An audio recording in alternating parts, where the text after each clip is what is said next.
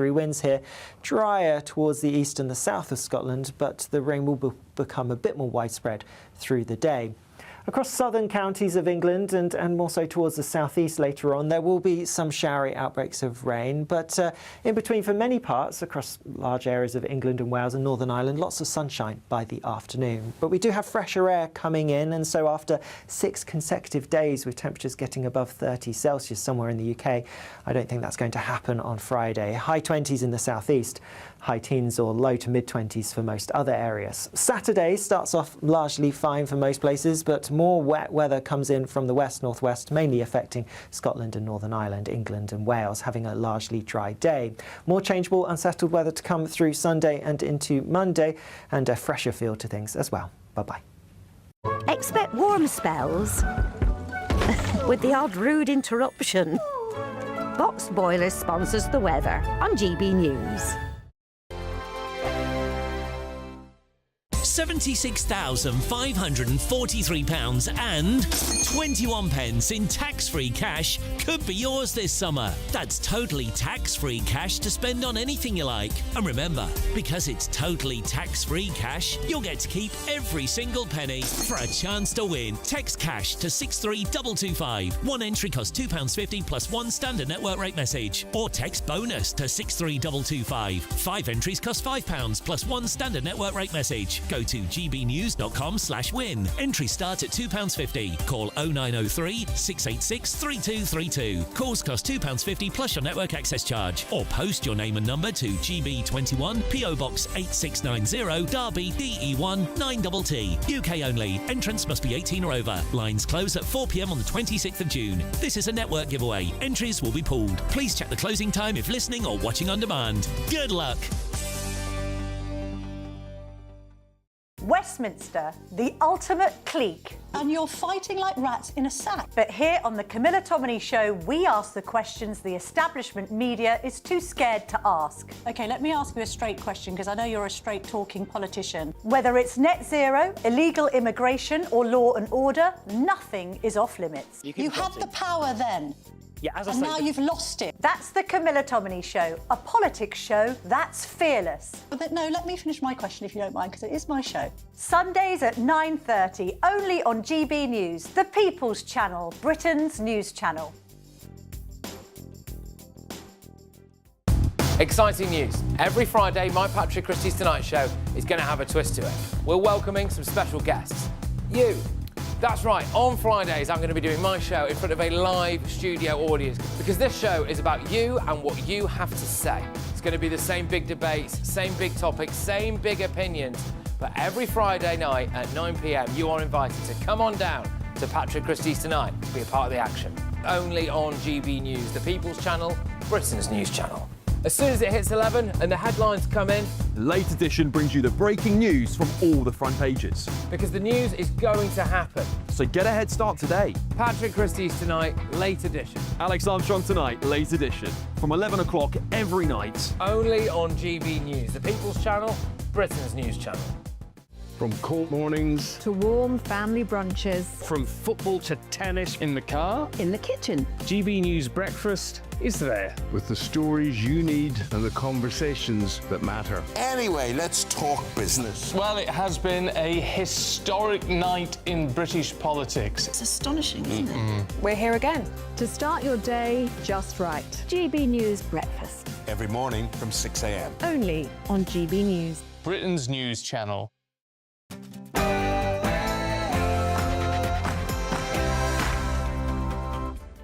Hello, good evening. It's me, Jacob Rees-Mogg, on State of the Nation tonight. I'm sorry that Henry's life couldn't be saved that night, and I'm sorry that he was handcuffed and arrested in the moments before he lost consciousness, when his killer made that call to police. A Sikh man has been found guilty of murdering an 18-year-old student with a ceremonial knife. Immediately after the attack, the police handcuffed the victim because his killer accused him of racism. Has the weaponisation of racism made the police forget their priorities, and does action need to be taken on dangerous items carried for religious reasons? Also tonight... I particularly identify that, the very large sum of money we're spending on net zero, which I just don't think is the right priority for the country now. After Sir Tony Blair's spectacular intervention yesterday, Sir Keir Starmer is now under pressure from his cabinet to rethink his net zero policies. Is Labour finally recognising the lunacy of the green agenda? Plus, tariffs. It's a beautiful word, isn't it? bananas, chocolate, olive oil, bread, beans and margarine are a few of the foods which will now be exempt from tariffs thanks to our Brexit freedoms. Will our escape from the EU finally make food cheaper? Britain's birth rate has fallen to its lowest level in 50 years as the cost of living and social tensions make having children unappealing. How can we solve this crisis and save the British people from extinction? Are we going the way of the dodo? State of the Nation starts now.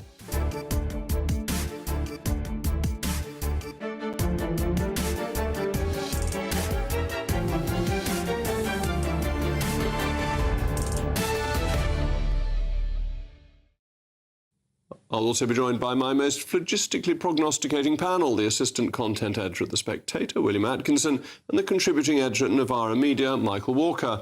As always, let me know what you think, mailmog@gbnews.com. But now it's your favourite time of the day. It's the News Bulletin with Aaron Armstrong.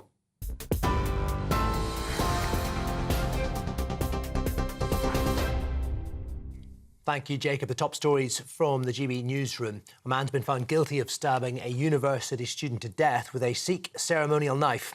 23-year-old Vikram Digwa told police he was the victim of a racist attack after he stabbed Henry Novak 5 times in Southampton last December. It led to officers arresting Mr Novak and putting him in handcuffs moments before he collapsed and died from a fatal wound to the heart. Police have apologised for treating the victim as a racist suspect. Henry was the victim of this crime, and the fact that officers took several minutes to realise what had happened and to start to give Henry a first aid is something that I deeply regret. But they were operating with far less information than we have now, on the basis of lies, with a wound that was deep and internal, and where the bleeding, that significant bleeding, was not and could not have been immediately obvious to them, and where the pathologist has been clear that there's nothing they could have done that night that would have saved Henry's life. Reports in the United States claim a deal has been reached between the US and Iran on extending the ceasefire and on some of Tehran's nuclear ambitions. Reuters is reporting the two sides have agreed on a memorandum of understanding to extend the truce for 60 days, reopen the Strait of Hormuz and launch negotiations for a final deal to end the war. Both sides have accused each other of violating the ceasefire. Tehran targeted a US airbase in Kuwait earlier after Washington struck what it described as an Iranian drone operation near the Strait of Hormuz. The Prime Minister says the government will not allow a lost generation as he vowed to tackle youth unemployment. It follows a damning review led by former Labour Cabinet Minister Alan Milburn, who warned that opportunities are shrinking for young people rather than growing. Official figures show there are now more than 1 million so-called NEETs, that's 16 to 24-year-olds not in employment, education or training. Mr Milburn says high levels of immigration, though, are not to blame for the rise in young people neither working nor learning. We found no evidence that there is a link between levels of migration and higher levels of NEETs. Employers are going to be offering jobs to young Brits before migrants for a very simple reason, that there's a bigger pool now of unemployed, not in education and employment Brits than there are migrants coming in. So honestly, the equation has changed. The former Scotland First Minister Nicola Sturgeon says she was deceived, misled and betrayed by her former husband Peter Murrell. It comes after Mr Murrell admitted in court to embezzling hundreds of thousands of pounds from the SNP. In her first public appearance since he pleaded guilty on Monday, Ms Sturgeon added she'd been completely exonerated and felt totally cleared after a lengthy police investigation, saying it was probably the worst week of her life. And Steve Clarke signed a new 4-year contract as Scotland's head coach. The extension through to 2030 comes ahead of the nation's first World Cup this century. Clarke has been in position since 2019. Should he complete the term, he'll become Scotland's men's longest-serving manager. You're up to date here on GB News. Now it's over to Jacob. You can now watch GB News live across the United States of America and the world on Truth Plus. Scan the QR code to find out more, or visit gbnews.com/truth.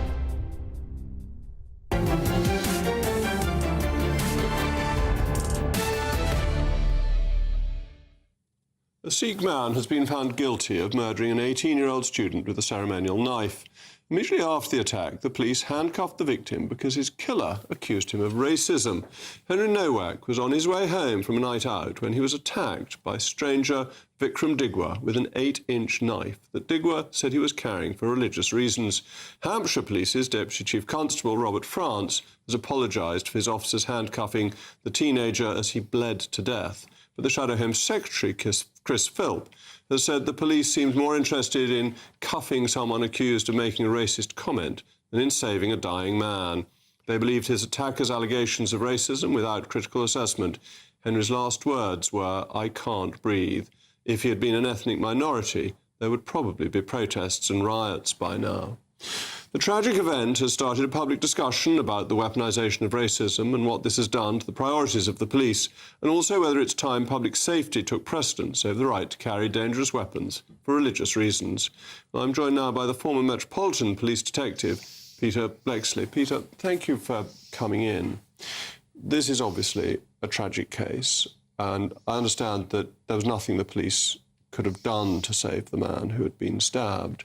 But it's the assumption that an accusation of racism is automatically true and that it is the most important thing that I think should trouble us all. Back in the day when I was a warrant card carrying police officer, a smart officer had come up with the ABC theory, and many of us applied it. It would never survive in modern policing today. A, accept nothing. B, believe no one. C, check everything. And that actually is a very good base to start any kind of investigation, because the C, the most important part of it, checking everything, then allows you to make a reasoned and informed judgment. Of course, this was a dynamic situation when the police officers arrived, but to take the word of one man immediately over the word of another, probably because of ingrained racial bias, is of course appalling. And that's what I want to think about, because tragic mistakes will happen. Police will arrive at the scene, they will look at something quickly, they are only human, they won't get every decision right.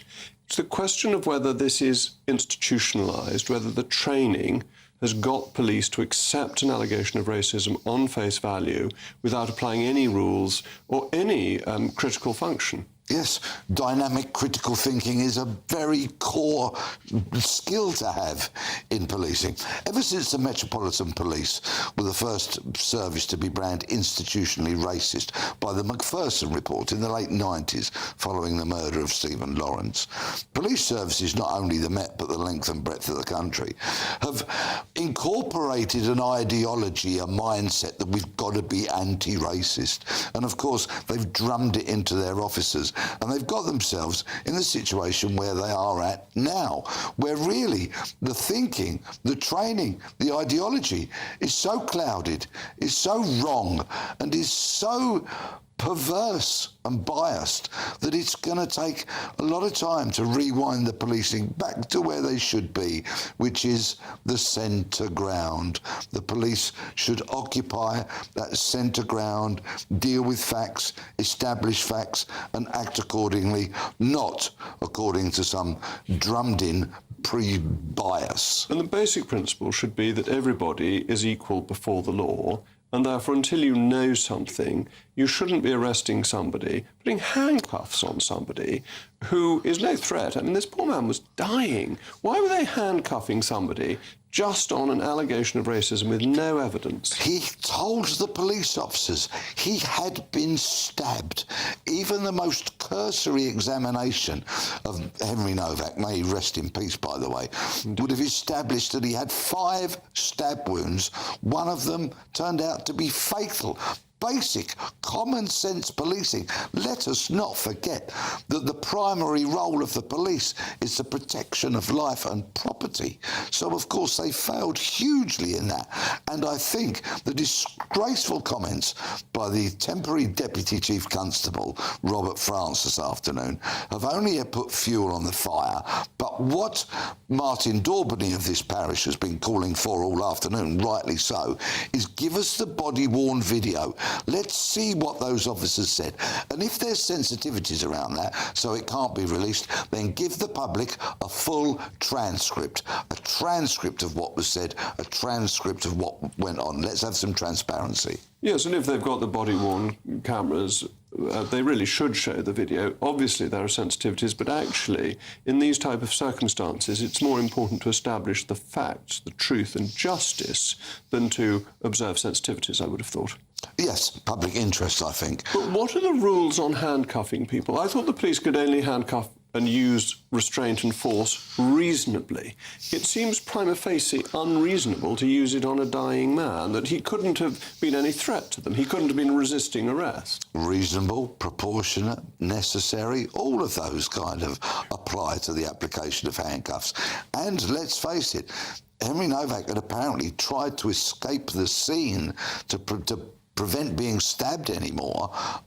So just the most cursory, basic investigation would have established the facts, and their behaviour should have been so different. What is it you so object to in the Assistant Chief Constable's comments? I think he was very, very insensitive, and he was very quick to say that the pathologist said that it wouldn't have mattered whether if first aid had been applied, they couldn't have saved Mr. Novak. But I think it's deeply insensitive, and I can only imagine what the family might feel about that. And he was so trying to put forward a defence of officers when, of course, an independent Office of Police Conduct investigation has not delivered any ruling yet.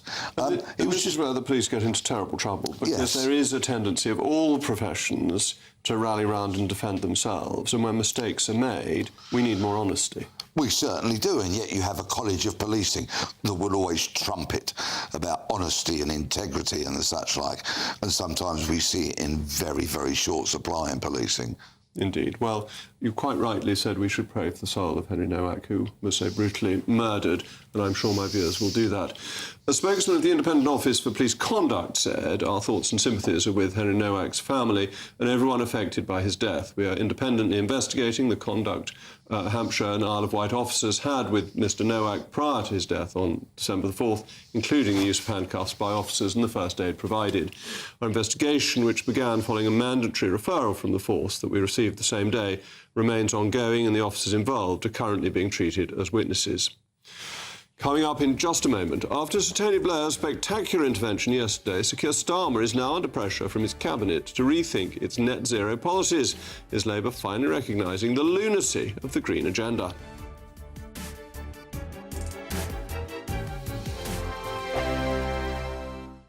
Britain deserves a newsroom that puts the facts and your voice first. Well, and that's what you get on GB News. Lively debates, lively conversation. And we're not afraid to hold power to account. And each other. So join me, Andrew Pearce. And me, Miriam Gates, for Britain's Newsroom, weekdays from 9:30 on GB News. Bold. They are under no illusion. Ray. Are you a human trafficker? Boundless. I've had enough of the nonsense, and I'm not afraid to say it. Don't get us on the BBC. Every weeknight, I tear through the headlines. The smell of gasoline. Should we be worried about it? From Westminster madness to cultural war chaos. What we're going to do now is they are throwing things out the car as we speak. Get ready, Britain. Here we go. Patrick Christie's tonight, weeknights from 9 p.m, only on GB News, Britain's news channel. Join me, Nana Akwe, for an informative, interactive news programme with a difference. It's fun. No, he didn't say that, Dave. I'm so surprised. I think there's an element of truth to that. Join me from 3 p.m. every weekend, only on GB News, Britain's news channel. 5 hosts, 5 opinions, 5 fearless debates, 5 unfiltered takes on the day's news. 5 reasons not to be anywhere else on Saturday night. This is the Saturday 5. You got me. You got me good there. Britain's biggest Saturday night TV show. It's not a bad brand. Yeah. Uncensored. Very, very racy tonight. On the unpredictable. What did she say? Can you translate it for us? And always entertaining. And how can a country go from being led by William Wallace Saturday nights from 6 p.m. only on GB News, the People's Channel. Britain's news channel. You're going to want to stay tuned, trust me. Breaking news, live updates, stories that matter. From the heart of the GB newsroom to every corner of Britain, with our team of dedicated journalists across the UK. GB News bulletins are there to deliver the latest news that matters to you. Bulletins on GB News, the People's Channel, Britain's news channel. At GB News, we love to hear from you, our loyal community. So drop us a line at gbnews.com/yoursay. There you can talk to each other and also to the presenters live on air. gbnews.com/yoursay, because GB News is your channel, Britain's news channel. At the stroke of midnight, the news doesn't stop, and neither do we. Day in, day out. Forget stuffy late night TV shows. We're giving you a front row ticket to the centre of the political universe. Because breaking news doesn't wait for the morning. And neither do we. Join us for one of the most controversial and volatile times of politics in human history. A very big story. Big story over here. You won't get this anywhere else. The Late Show live at midnight, every night. Only on GB News.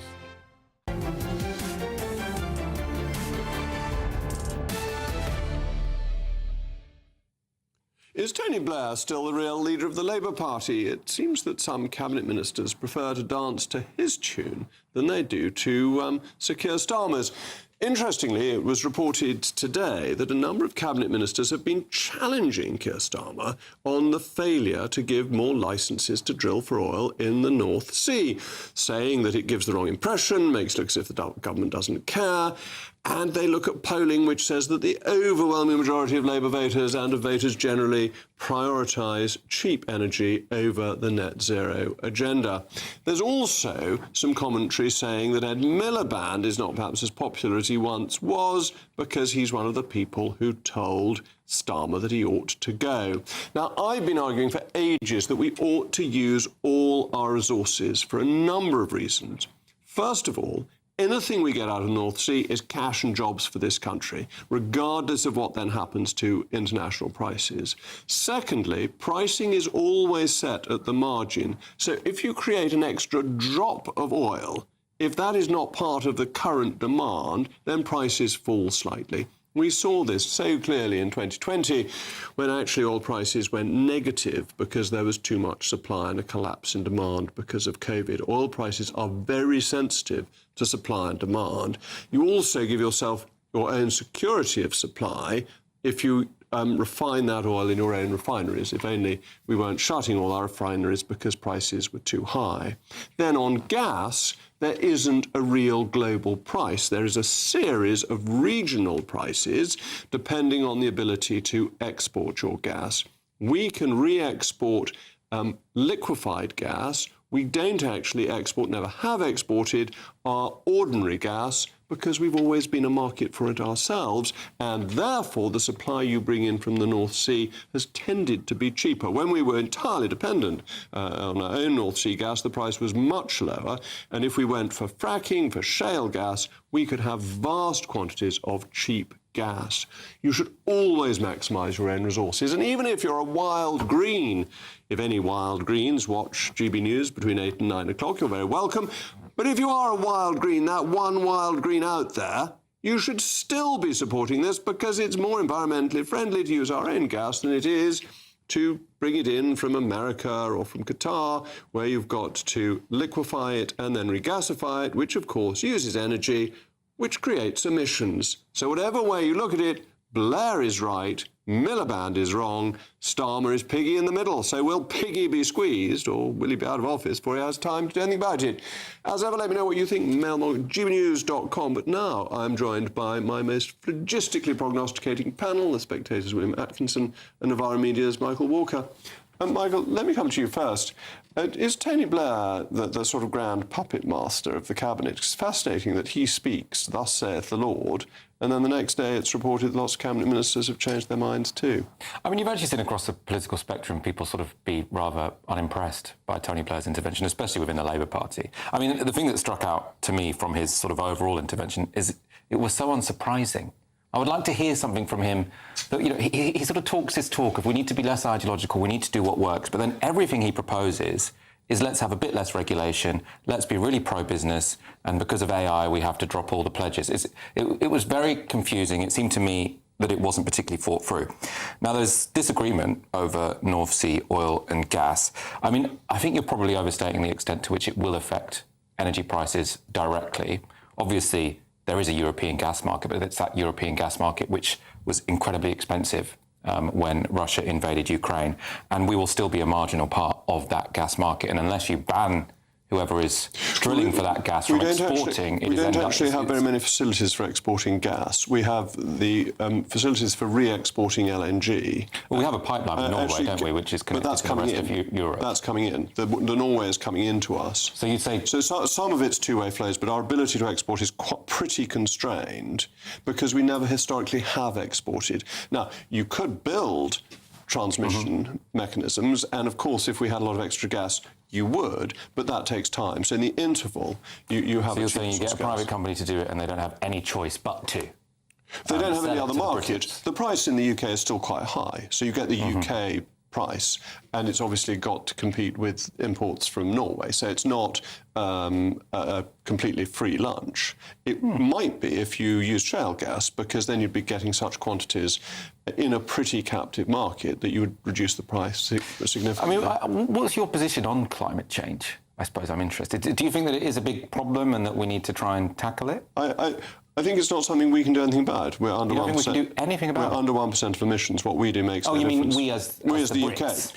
And nobody else wants to do anything about it. That's not true. I mean, China is installing shed loads of wind and solar. Yeah, but it's also using shed loads of coal. Well, their emissions have already peaked. Their coal is declining. So for the first time in history that their coal has been going up. Their economy's been weakening as well. It's growing at 5%. If we could grow at 5% while we're reducing all of our fossil fuels, I think that'd be great. That's if you believe China's figures, which I'd be very suspicious about. So if you think that we should do nothing about climate change because we're only 1%, I mean, that would mean that no country should really bother to do anything. Yes, I don't believe we should be a global leader. William, let me bring you in, because I've always thought this global leader stuff is just ruining us and has sent all our jobs out of the country for heavy industry. The emissions are the same. They're just foreign ones rather than British ones. Well, I entirely agree. I mean, obviously, during the Cold War, for example, if we'd gone down a path of sort of unilateral nuclear disarmament, would the Ruskies and the Americans have decided to get rid of their nukes immediately afterwards? Of course not. And it's exactly the same with net zero, which is that, one can be an incredibly passionate advocate for reducing emissions, one can be incredibly determined to tackle man-made climate change, but what Britain does is marginal. I think Tony Blair was exactly right to point that out. But I must say, unusually, I would like to come into bat on the side of Keir Starmer in this, in that by the fact that he's sort of resisting Tony Blair's calls to sack Ed Miliband and scrap the net zero agenda, I can entirely understand why. Because Ed Miliband, for better or for worse, even if you disagree with what he's doing, which I certainly do, has been by far the most vigorous minister within this government. And if Keir Starmer is a Prime Minister on his way out, if he is somebody who wants to be able to turn around in future and point to some sort of legacy of his government, Ed Miliband's net zero crusade is that. So on a sort of personal political level, I entirely understand why he isn't immediately heeding Tony Blair's call, despite the fact that it would be the best thing to do economically and indeed for our energy security, which is the most important thing that Ed Miliband is always trying to refer back to. OK, I agree with you completely that Ed Miliband is an effective government minister. He knows how to use power. But if you're a Prime Minister, do you really want your legacy to be ruining the country's economy by having the highest energy prices in the world? Well, I think in Ed Miliband's world, Britain may end up cold, shunned, and with sort of almost medieval living conditions, a bit like the end of, the film Threads. But nonetheless, we will be a very low emitter. Because we have no industry and because nobody's able to sort of heat their homes. And I think ultimately that's what Ed Miliband wants, right? I think you're being very... That's the Greta Thunberg agenda. About sort of the global progress we've made on climate change. I mean, it is the case that our emissions have halved. Most of Europe is somewhere close to having halved their emissions. The Americans' emissions are declining. The Chinese have peaked. Just one, sorry to interrupt, but the American emissions have declined because of shale gas. Well, because they're moving from oil to gas. To shale gas, yes, that's right. It's using their natural resources, which was the beginning of this discussion. So if all the sort of significant scientists in the world, you might find a few fringe ones to come on GB News, but all the ones who go to the IPCC, so this is sort of the leading scientists from all the countries, they're saying we need to get to something that looks like net zero by 2050. But we're not going to. I think we're just not going to. Well, so you just think we should just deal with very high temperatures, which are... Yeah, but dealing with the consequences is going to be incredibly expensive. It's going to be less expensive to deal with the consequences. I don't think that's true. I mean, that's not what Nicola Stern said, is it? Because that's not what most sort of prominent economic reports... Nicola Stern has a particular agenda that he's following. I think you might have a particular agenda. I do. I want the British people to have a higher standard of living. And what we've done is lower their standard of living. Look at these dreadful regulations that are making people really uncomfortable this week because it was made harder to put air conditioning into buildings, which is a completely stupid thing to do. I'm very much in favour of more stuff, right? Good. I want more air conditioning. I want energy abundance. What I find disingenuous is people on the right who have not said, let's do all of the above. If you said, let's build as much wind capacity as we can, let's build as much solar capacity as we can, let's upgrade the grid, brilliant, and then we'll also have some gas on the side, I would be... But would you, so is doing all of the above, would you also advocate for building as many nuclear power stations and fracking and all the rest? You know, that is the other side to that. You know, yes, I'm more than happy to build more wind turbines, but I also want to frack all of Derbyshire and build a nuclear power station a week, if possible, you know, in the same way that the Chinese deal with coal power stations. And also, just want to say on the abundance agenda, I personally am quite a good advocate for climate change. I think it's a wonderful thing. I like having much hotter summers, and I think it's a wonderful opportunity for the English sparkling wine industry. And as you see, over the last century, I think it's global deaths from extreme weather events have fallen by about 97%. I want the world to be as rich as possible because I think that's the best way to deal with the consequences of climatic events, whether warmer or colder. But also, I think we need to learn to live with a changing climate, and I think we should actually look for the benefits in it rather than pretend that we can go on this delusional, medieval, and utterly irrelevant crusade to try and sort of reduce our emissions a little bit just so that Ed Miliband can feel better at night. You know, I think it's an utterly pointless agenda. I mean, we already have dramatically shifted the trajectory.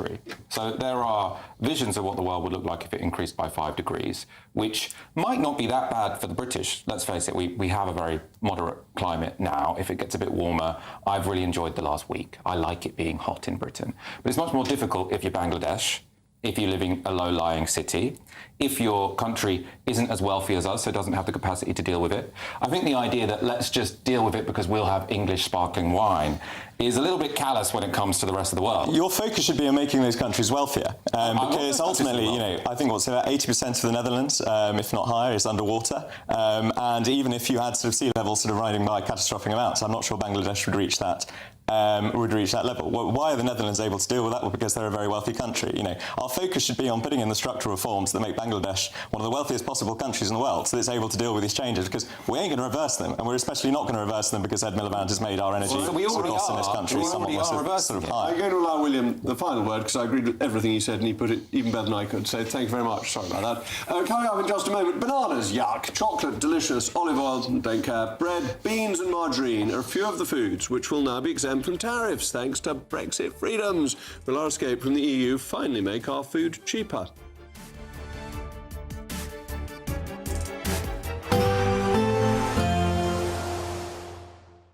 Dinner under the stars tonight? That reminds me of our travel insurance. You mean all clear skies? All Clear Travel Insurance sponsors GB News Travel Destinations Forecast. Hello there. Well, the hot weather's not just continuing across the UK, it's also continuing across western and central parts of Europe. Plenty of sunshine to go alongside that too. Temperatures widely in the high 20s, if not pushing into the low 30s across parts of Italy and many inland areas of Europe. Mostly dry with plenty of sunshine, though we could see the odd shower across parts of Italy and also Greece. The sunshine's here to stay over the weekend and into next week, alongside those high temperatures, widely pushing into the low 30s across Italy. All Clear Travel Insurance sponsors GB News Travel Destinations Forecast. Good evening. This is your GB News weather update from the Met Office. If you're feeling a bit fed up with the hot weather that we've had this week, the good news is things are set to turn a fair bit fresher as we head into the weekend. That's because the high pressure to the east of us, which has been dragging in hot air from the south, that's clearing away towards the east, allowing some frontal systems in the west to make their way in. These are then going to bring a bit more cloud, some outbreaks of rain across Northern Ireland and then also Scotland as we go overnight. Elsewhere, for much of England and Wales, it's looking largely dry, but perhaps a bit more cloud than we've seen through some recent nights. And with the cloud and still some very warm, hot air, it is going to be another warm, sticky night for many of us. In the east, it could actually be a little bit warmer than last night, perhaps. It's also across the eastern parts of England where we have the brightest, sunniest skies tomorrow morning. Further west, a cloudier story, largely dry for much of England and Wales, but quite cloudy. A few outbreaks of rain through the morning for Northern Ireland. Most of these, though, will be clearing by the early afternoon. A wetter story for northern and western parts of Scotland. Some persistent, at times heavy rains and blustery winds here. Drier towards the east and the south of Scotland, but the rain will become a bit more widespread through the day. Across southern counties of England and more so towards the southeast later on, there will be some showery outbreaks of rain, but in between for many parts across large areas of England and Wales and Northern Ireland, lots of sunshine by the afternoon. But we do have fresher air coming in, and so after 6 consecutive days with temperatures getting above 30 Celsius somewhere in the UK, I don't think that's going to happen on Friday. High 20s in the southeast, high teens or low to mid-20s for most other areas. Saturday starts off largely fine for most places, but more wet weather comes in from the west-northwest, mainly affecting Scotland and Northern Ireland, England and Wales, having a largely dry day. More changeable, unsettled weather to come through Sunday and into Monday, and a fresher feel to things as well. Bye-bye. From cold mornings to warm family brunches, from football to tennis in the car, in the kitchen. GB News Breakfast is there with the stories you need and the conversations that matter. Anyway, let's talk business. Well, it has been a historic night in British politics. It's astonishing, isn't it? We're here again to start your day just right. GB News Breakfast. Every morning from 6 a.m. Only on GB News. Britain's news channel. At the stroke of midnight, the news doesn't stop, and neither do we.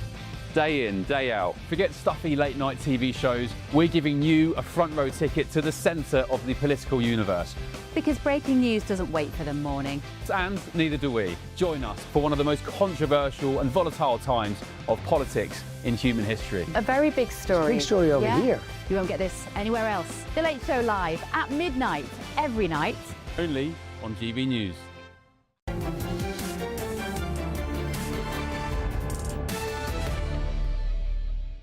Is the government finally making use of Brexit? It's been announced that 125 foods will see tariffs removed and therefore be cheaper to the consumer. Something is only possible because we're outside the European Union. But benefits do not stop at a simple cost cut. Increases competition as other countries exporting the same product will be incentivised to continue to cut prices.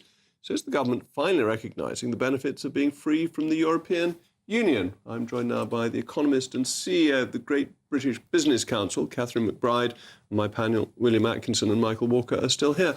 Catherine, thank you for coming in. This is really good news, isn't it? The cutting tariffs, but why have we taken so long? I have no idea. As you said during the Brexit debate, and I firmly believe that we would cut or remove all the tariffs of goods we cannot make. Because a lot of these tariffs, if you go through the list, are on, say, fruit juice, on pineapple juice and citrus juice and, you know, fruit that does not grow in the UK. And we've had tariffs on all of this time, and the tariffs are quite high. They used to be between 14% and 30%, depending on the type of fruit. Well, the tariff on baked beans, which I happen to look at, coming from America is 16% and from Canada is 0%. Yeah. So doesn't this both reduce the price from the US, but also encourage Canada to be more competitive too? So you get an effect on all your imports, not just on the ones that are coming from the countries where you're reducing the tariff. Well, that should be the case. But, of course, we also have to remember when we're looking at retail prices is there's a lot more in the price than the amount you're paying for the food at the import terminal. Because the tariff is just on the import, the wholesale price, if you like. Yes. But once you get into the supermarket, you have got the supermarket's energy bills, and they have a lot of taxes on them that are not being removed. You've got the wage bills, which have a lot of taxes on them that are not being removed. You have the real estate, you have business rates, you have, you know, company profits, taxes. So there's a lot of other things that the government is adding onto the cost of food that are not being removed. So this is very good news. I'm not against it, but we it's couldn't not do it if we were in the European Union, could we? Oh, not at all. No, the tariff rate when you're a member of the EU is determined by Brussels. And there are very, very high tariffs on anything that's coming in from outside the EU. Even with countries where they have trade agreements, it's quite shocking that often their trade agreement is not like a free trade agreement. They have very small quotas still. They only reduce the tariffs outside of the European growing season, even if that country's growing season extends into the European growing season. So that if you read most of their trade agreements, which I had the pleasure of doing once, you'll find that they are not actually as good as the EU likes to claim. And these tariffs are a hangover from our membership of the EU and therefore protected many goods that were grown in the EU but not grown in the UK. Well, definitely that was the case with citrus tariffs. You know, we've never been able to grow oranges in the UK, and that was to protect the Spanish orange growers. And that was completely, straightforward So how protection. do you think this affects the reset? Because how does Keir Starmer go off to Brussels and say, I want a reset, but I've just hammered your citrus growers? It's very strange. It doesn't really sit with the reset at all, but the reset is about, say, adopting EU SPS agreement rules. And the SPS rules do actually cover plant rules as well as animal rules. So could we reduce the tariffs on the one hand, and then on the other hand make importing from these countries harder through the SPS rules? Well, there'll be problems. The people who will complain the most will be UK manufacturers, because there are a lot of manufacturers who will be importing oranges, say, and make the orange juice in the UK to avoid the 30% orange juice tariffs. Now, they'll be hit because they're still getting to pay very high energy costs in the UK, very high labour costs, very high real estate costs, etc., where they'll be competing with an orange juice manufacturer from Florida who has low taxes, low real estate, probably not that much lower wages, but still a lot of things will be lower there. So they'll have the transport costs that the local manufacturer won't have, but there will be complaints from local manufacturers who'll be going, well, we're having a hard time. Then you'll get the problem with Europe, who'll be sort of, because they're going to be controlling this negotiation, because last year Keir Starmer's Sherpa went and agreed to follow all their rules, even though it hasn't gone through Parliament and no one scrutinised it. And so they've already signed saying, yes, whatever you say, we'll do. And it will be very, very simple for the EU to say, oh, well, there's a disease in Florida, therefore we're going to block all imports of orange juice from Florida. But we're much more on a disease basis, not on a tariff basis. There's foot and mouth in Germany at the moment, isn't there? So we should be really worried about European diseases. We should be terrified. The foot and mouth disease is now in Greece and Cyprus. They've cured it in Germany, but 14 cattle in Germany ends up with 1,000 cattle in Hungary and another 1,000 in Slovakia and another, there were about and 20... swine fever is rampant. Swine fever is terrible in Europe. It's probably as bad there as it is in China. But when we had foot and mouth, Europe banned all our beef being exported and everything like that. Why aren't we retaliating? I have no idea. All right, let me ask Michael. That this is really good news, I think. Rachel Reeves has done something extremely sensible. Very rare that I would use those words. But we seem still to be wanting to do things with Europe that will undermine this. Well, I mean, that's because the gamble of Brexit hasn't really paid off. I mean, great if we're going to get slightly cheaper orange juice. But, I mean, if you look at any of the expert organisations, they're saying that cumulatively Brexit has caused somewhere between a 3 and 8% hit to growth. Or a hit to hold GDP. on, I'm going to bring Catherine on that because we simply know that's not true. It's Catherine, not even vaguely true. I mean, it's just one of those headlines. It's the other one that you the don't National throw Bureau around. of Economic Research, the Office of Budget Responsibility, Goldman the Sachs. Office of Budget Responsibility simply hasn't done its own research. They've just aggregated other people's, and they've now run away from that figure. And that figure from the OBR was done before Brexit. Some of the estimates, they just took an average of 13 estimates. They left out the best estimate, which was zero change, and that was from the Economist for Free Trade. They just dropped that one quietly. And the World Bank had the worst one. They said it would be a 10% drop, but they were assuming we'd get no trade deal. And they did say that, but that was also These are negated. from 2023, 2024. So this the isn't OBR from continues before. to use it, but it was in their 2020 paper, and you can look that up. They always acknowledge that you have to go back to the March 2020 publication. I mean, lots of it is based on forming a sort of dummy model of the alternative. So what they do is they sort of average out all the different countries, Would you like to and then they explain say the doppelganger and the countries that they use in the doppelganger? Because it's New Zealand, isn't it, and the United States. It's not Germany and France, which they leave out. Everyone has their own doppelganger. Some of the worst ones do include places that are not in the EU. And they all had a very heavy correlation with the US, which has performed incredibly well because of its amazing amount of energy. And so when you look at them, and this has been done by Graham Goodgen, who's a professor of econometrics at Cambridge, and he's analysed it and discovered that for most of them, they're actually just mimicking the US, which is not a member of the EU. So to try and pretend the UK would have had the same sort of growth as the US, which is not a member of the EU, if we had been a member of the EU, then, you know, that's ridiculous. And one of you can, though, look at... this is modelling, obviously, and obviously people can disagree with how you model. It's always difficult to model. But we can look at what's actually happened as well, which is that business investment has flatlined from 2016 No, look at very what's clearly. actually happened and in also France. what's happened is that overall trade has declined. No, our trade as a proportion of GDP is down. No, you can That's from the Federal Reserve. No, it's not. Which Federal Reserve? It's called the ONS, the Office of National Statistics. They publish it every month. There is no month when trade has gone down except in 2020 because of COVID. So trade intensity as a proportion of GDP.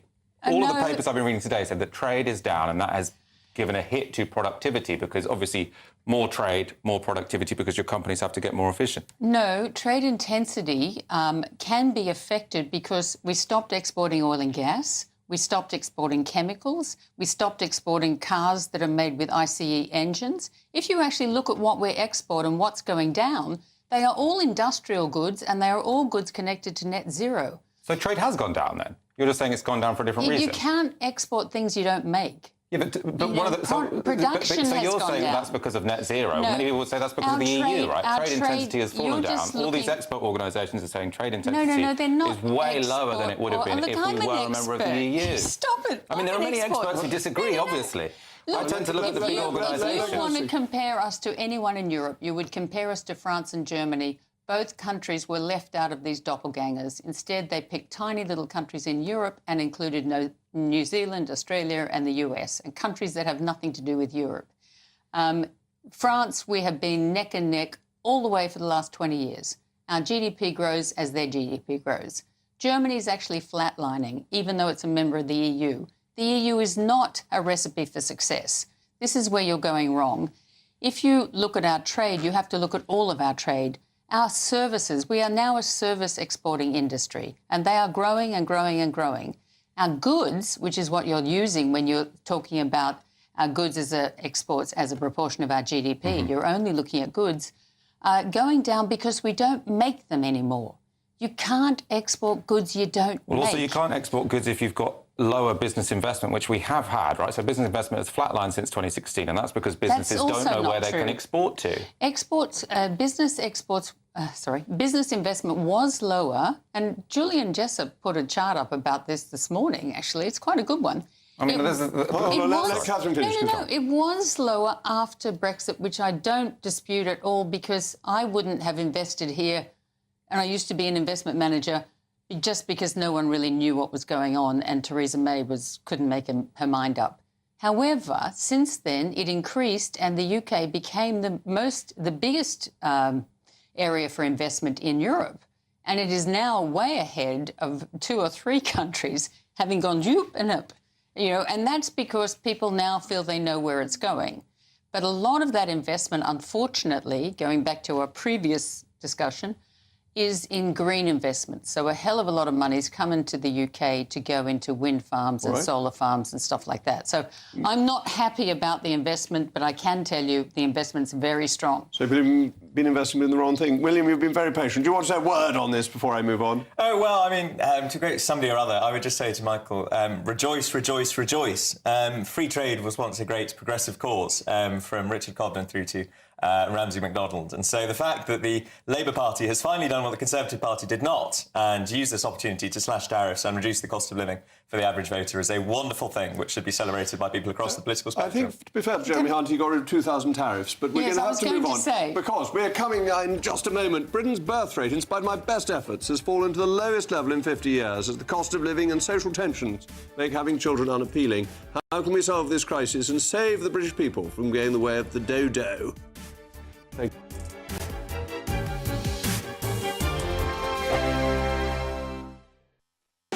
You want to know what's really going on in the corridors of power? Labour don't know what to do with you half the time, and that makes you quite lethal in the chamber. Get behind the headlines with Chopper's Political Podcast. Join me, Christopher Hope, as I sit down with the great and the good of British politics. We'll see where this ruling takes us. These are the stories shaping our nation. Chopper's Political Podcast, available now on all platforms. Listen in and stay ahead.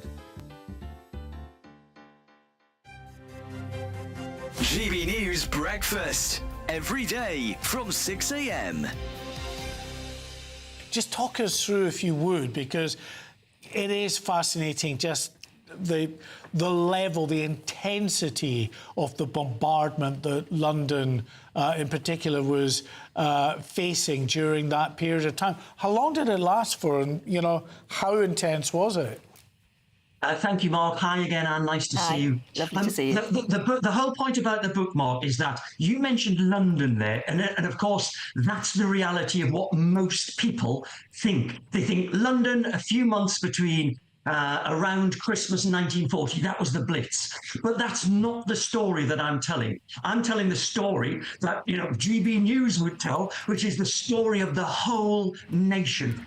So not London, we're talking about Coventry, people will remember that. We're talking about Glasgow, we're talking about Aberdeen, we're talking about Exeter. And I'm telling the story of the war. So yes, thousands were killed in London during those few months, dreadful months in around Christmas 1940.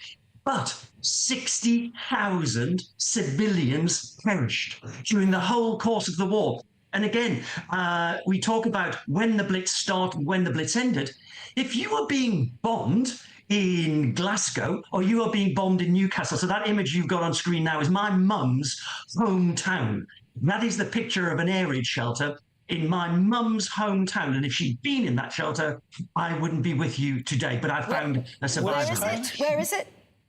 So that is in North Shields, on the banks of the Tyne, as you come down outside Newcastle. So that image that you've got there, that kind of sparked the story that I tell of the nation in the book. GB News, the People's Channel. Exciting news. Every Friday, my Patrick Christie's Tonight Show is going to have a twist to it. We're welcoming some special guests. You. That's right, on Fridays I'm going to be doing my show in front of a live studio audience, because this show is about you and what you have to say. It's going to be the same big debates, same big topics, same big opinions, but every Friday night at 9 p.m. you are invited to come on down to Patrick Christie's Tonight to be a part of the action. Only on GB News, the People's Channel, Britain's news channel.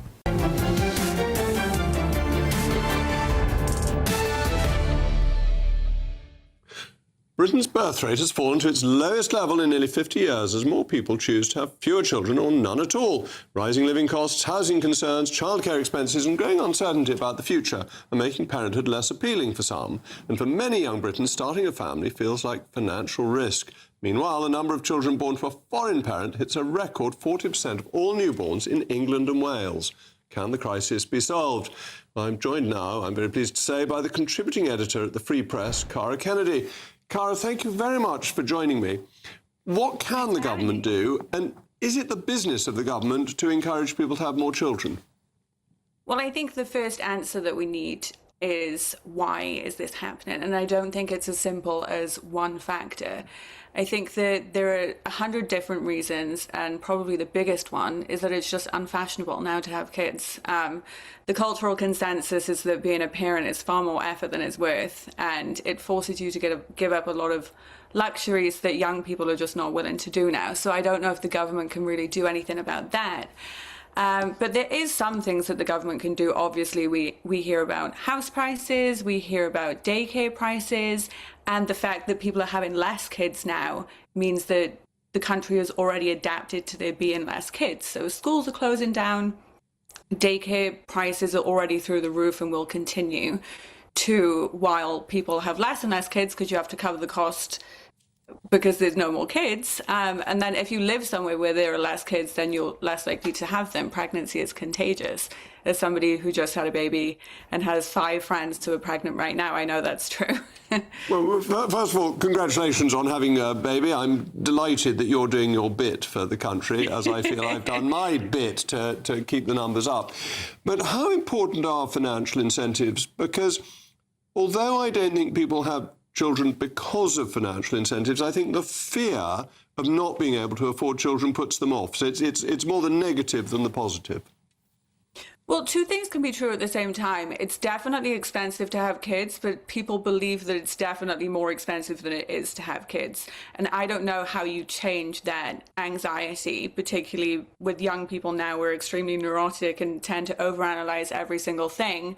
So there's only so much that people can do. We know that Trump in this country, I'm in Virginia right now, has tried to start looking at different financial incentives for people to have kids, and one of them is giving $1,000 to every person who has kids during his term, and that doesn't seem to be doing very much here. So I don't think that's going to help until the culture changes and people see kids as something that is more fashionable than unfashionable again. And how do you change fashion? What is it? I mean, do we need supermodels to have lots of babies so that they reset the fashion, or celebrities, kind of, yeah. or who?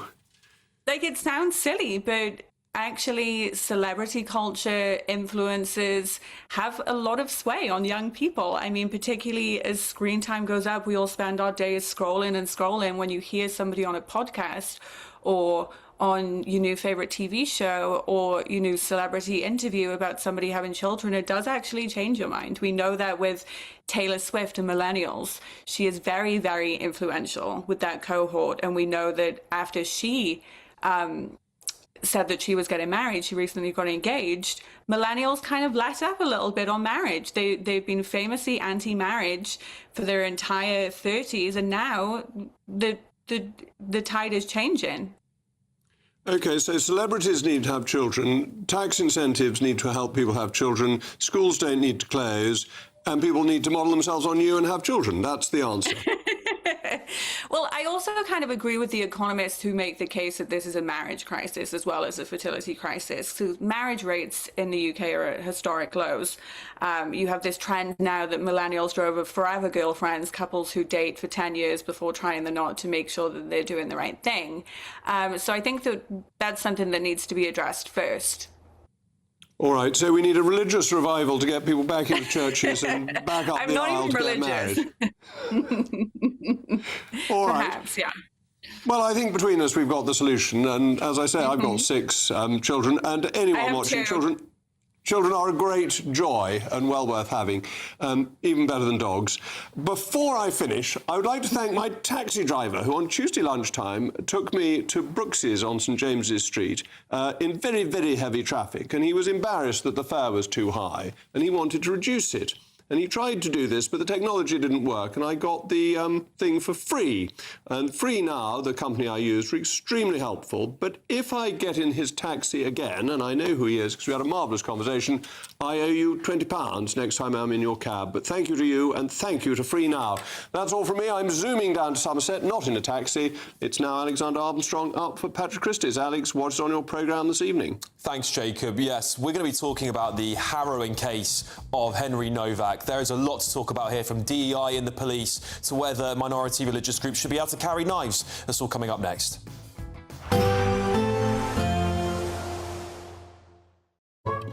Today's outlook: cool, calm and completely horizontal. Boxed Aircon sponsors the weather on GB News.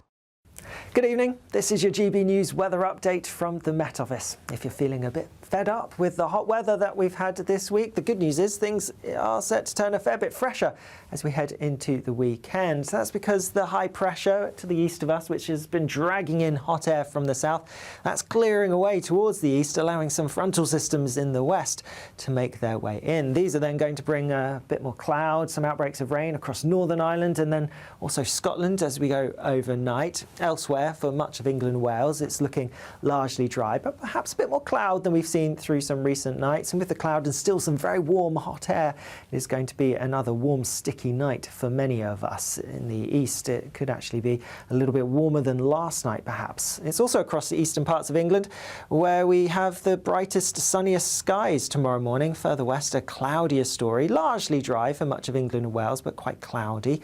A few outbreaks of rain through the morning for Northern Ireland. Most of these, though, will be clearing by the early afternoon. A wetter story for northern and western parts of Scotland. Some persistent, at times heavy rains and blustery winds here. Drier towards the east and the south of Scotland, but the rain will become a bit more widespread through the day. Across southern counties of England and more so towards the southeast later on, there will be some showery outbreaks of rain, but in between for many parts across large areas of England and Wales and Northern Ireland, lots of sunshine by the afternoon. But we do have fresher air coming in, and so after 6 consecutive days with temperatures getting above 30 Celsius somewhere in the UK, I don't think that's going to happen on Friday. High 20s in the southeast, high teens or low to mid-20s for most other areas. Saturday starts off largely fine for most places, but more wet weather comes in from the west-northwest, mainly affecting Scotland and Northern Ireland, England and Wales, having a largely dry day. More changeable, unsettled weather to come through Sunday and into Monday, and a fresher feel to things as well. Bye-bye. Today's outlook: cool, calm and completely horizontal. Boxed Aircon sponsors the weather on GB News. Are you dreaming of a ton of tax-free cash this summer? We want to make that dream come true with a stunning £76,543 and 21 pence in cash to spend however you like. Put a new car on the drive or just relax in the knowledge that this year we've got your back. For a chance to win, text cash to 63225. One entry costs £2.50 plus one standard network rate message. Or text bonus to 63225. 5 entries cost £5 plus one standard network rate message. Go to gbnews.com/win. Entries start at £2.50. Call 0903 686 3232. Calls cost £2.50 plus your network access charge. Or post your name and number to GB21 PO Box 8690 Derby DE1 9TT. UK only. Entrance must be 18 or over. Lines close at 4 p.m. on the 26th of June. This is a network giveaway. Entries will be pulled. Please check the closing time if listening or watching on demand. Good luck. At GB News, we love to hear from you, our loyal community. So drop us a line at gbnews.com/yoursay. There you can talk to each other and also to the presenters live on air. gbnews.com/yoursay, because GB News is your channel, Britain's news channel. From the school run to the home run, watch a new show for all of Britain. He can say whatever he wants. A straight talking show where all voices are heard. And, you know, when are we going to stop talking about smashing the gangs and actually do it? With the stories that matter from every part of our country. There's a bit of a crash landing there for your Chancellor. Bold, fearless and standing up for you. That's me, Martin Daubney, 3 p.m. till 6 p.m, weekdays, here only on GB News. The People's Channel, Britain's news channel. Join me, Nana Akweer, for an informative, interactive news programme with a difference. It's fun. No, he didn't say that, Dave. I'm so surprised. I think there's an element of truth to that. Join me from 3 p.m. every weekend, only on GB News, Britain's news channel.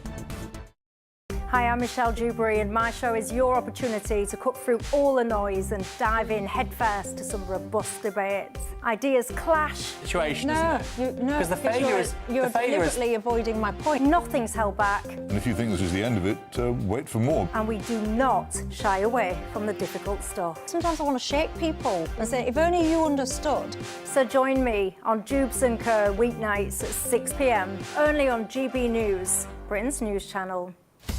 Breaking news, live updates, stories that matter. From the heart of the GB newsroom to every corner of Britain. With our team of dedicated journalists across the UK. GB News bulletins are there to deliver the latest news that matters to you. Bulletins on GB News, the People's Channel, Britain's news channel.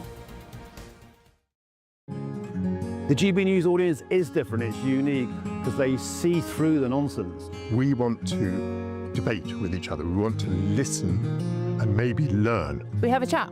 That's what we do. We try and have a chat. They'll watch my programme while they're eating their tea, they'll watch breakfast while they're busy getting their kids ready for school. We want to hear what matters to you, what is news for you. And what's brought you out here today? What are the biggest issues affecting this particular area? The audience are the best thing about GB News. Their friends, their family. They're people who need to have their voices heard. They're passionate about the channel, they're passionate about what they believe in. The one thing about GB News is you get a chance to speak. Talk to me about why so many people have gathered here today. Do you want to say something back in return? The GB News audience is what makes GB News special. It's incredible to see.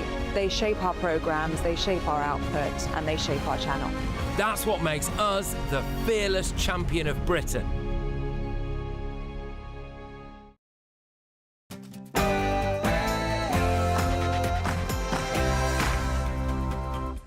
Good evening, it's 9 o'clock. I'm Alex Armstrong, standing in for Patrick Christie's tonight. Henry Novak drowned in his own blood, handcuffed by the police because they believed his murderer's lie that he was racist. Well, today, Vikram Digwa was found guilty of murdering the 18-year-old student, and the police attempted to issue an apology. I'm sorry that Henry's life couldn't be saved that night, and I'm sorry that he was handcuffed and arrested in the moments before he lost consciousness. When his killer made that call to police, and he called the police, not the ambulance service, he lied on that call. Yeah, will Angela Rayner and Keir Starmer be taking the knee for Henry Novak like they did for the criminal George Floyd? Or are they just shameless hypocrites, perhaps? Plus, we used to have an unwritten social contract that each generation would do better than the last. That contract's being broken, and these young people, 1 million young people not in education, employment and training and rising, they're on the front line of that broken contract.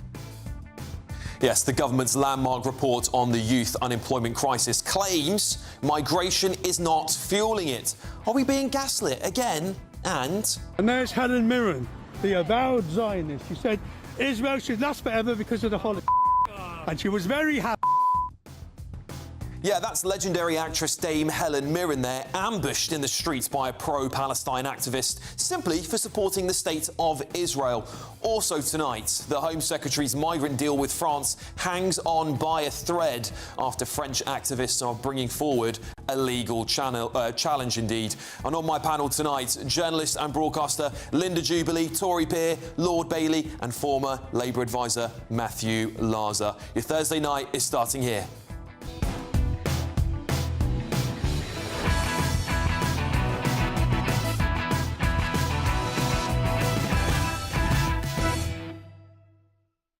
The government gaslighting us again about migration, but first, your headlines with Aaron Armstrong.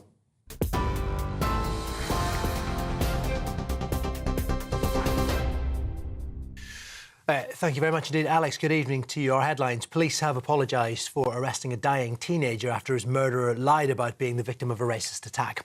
23-year-old Vikram Digwa was found guilty of murdering Henry Novak after stabbing him 5 times in Southampton last December.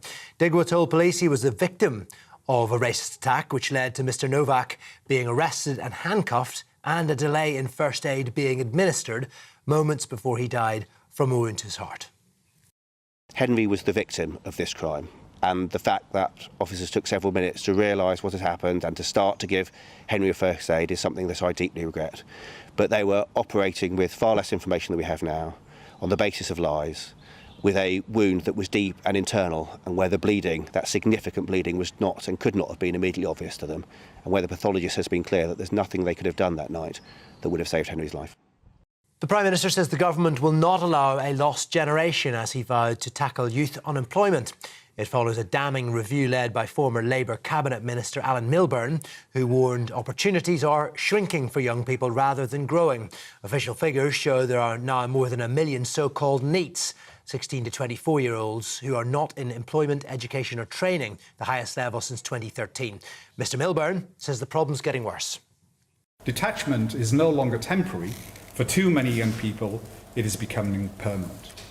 If the current trajectory continues, within 5 years, we forecast in this report that today's 1 in 8 young people who are NEET will climb to 1 in 6. We are at risk of a lost generation. Reports in the US claim a deal has been reached between the US and Iran on extending the ceasefire and tackling some of Iran's nuclear ambitions. Reuters is reporting the two sides have agreed a memorandum of understanding to extend the truce for 60 days, to reopen the Strait of Hormuz and launch negotiations for a deal to bring an end to the war. Both sides, though, have accused each other of violating the ceasefire.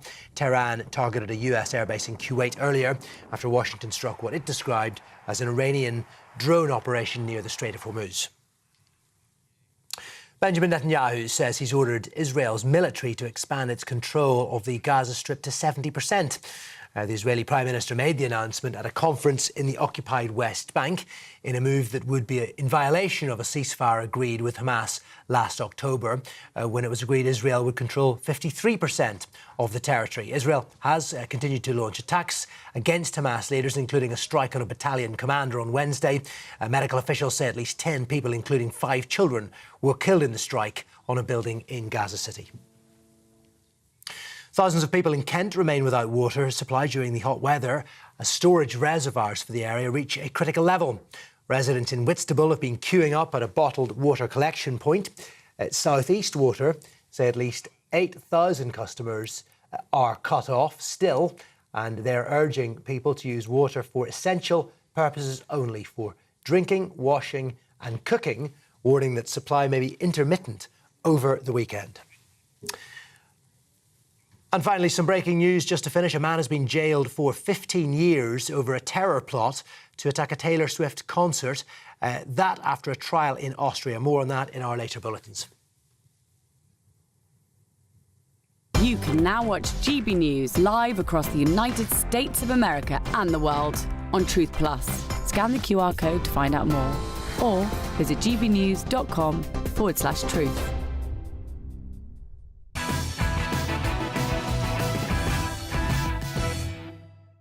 27 migrants from outside of Europe are being hired for every one British young person. That's according to new analysis from the Centre for Social Justice. And yet today, it seems to me that Labour grandees have set out a report blaming them, the British kids, for not being able to get into jobs.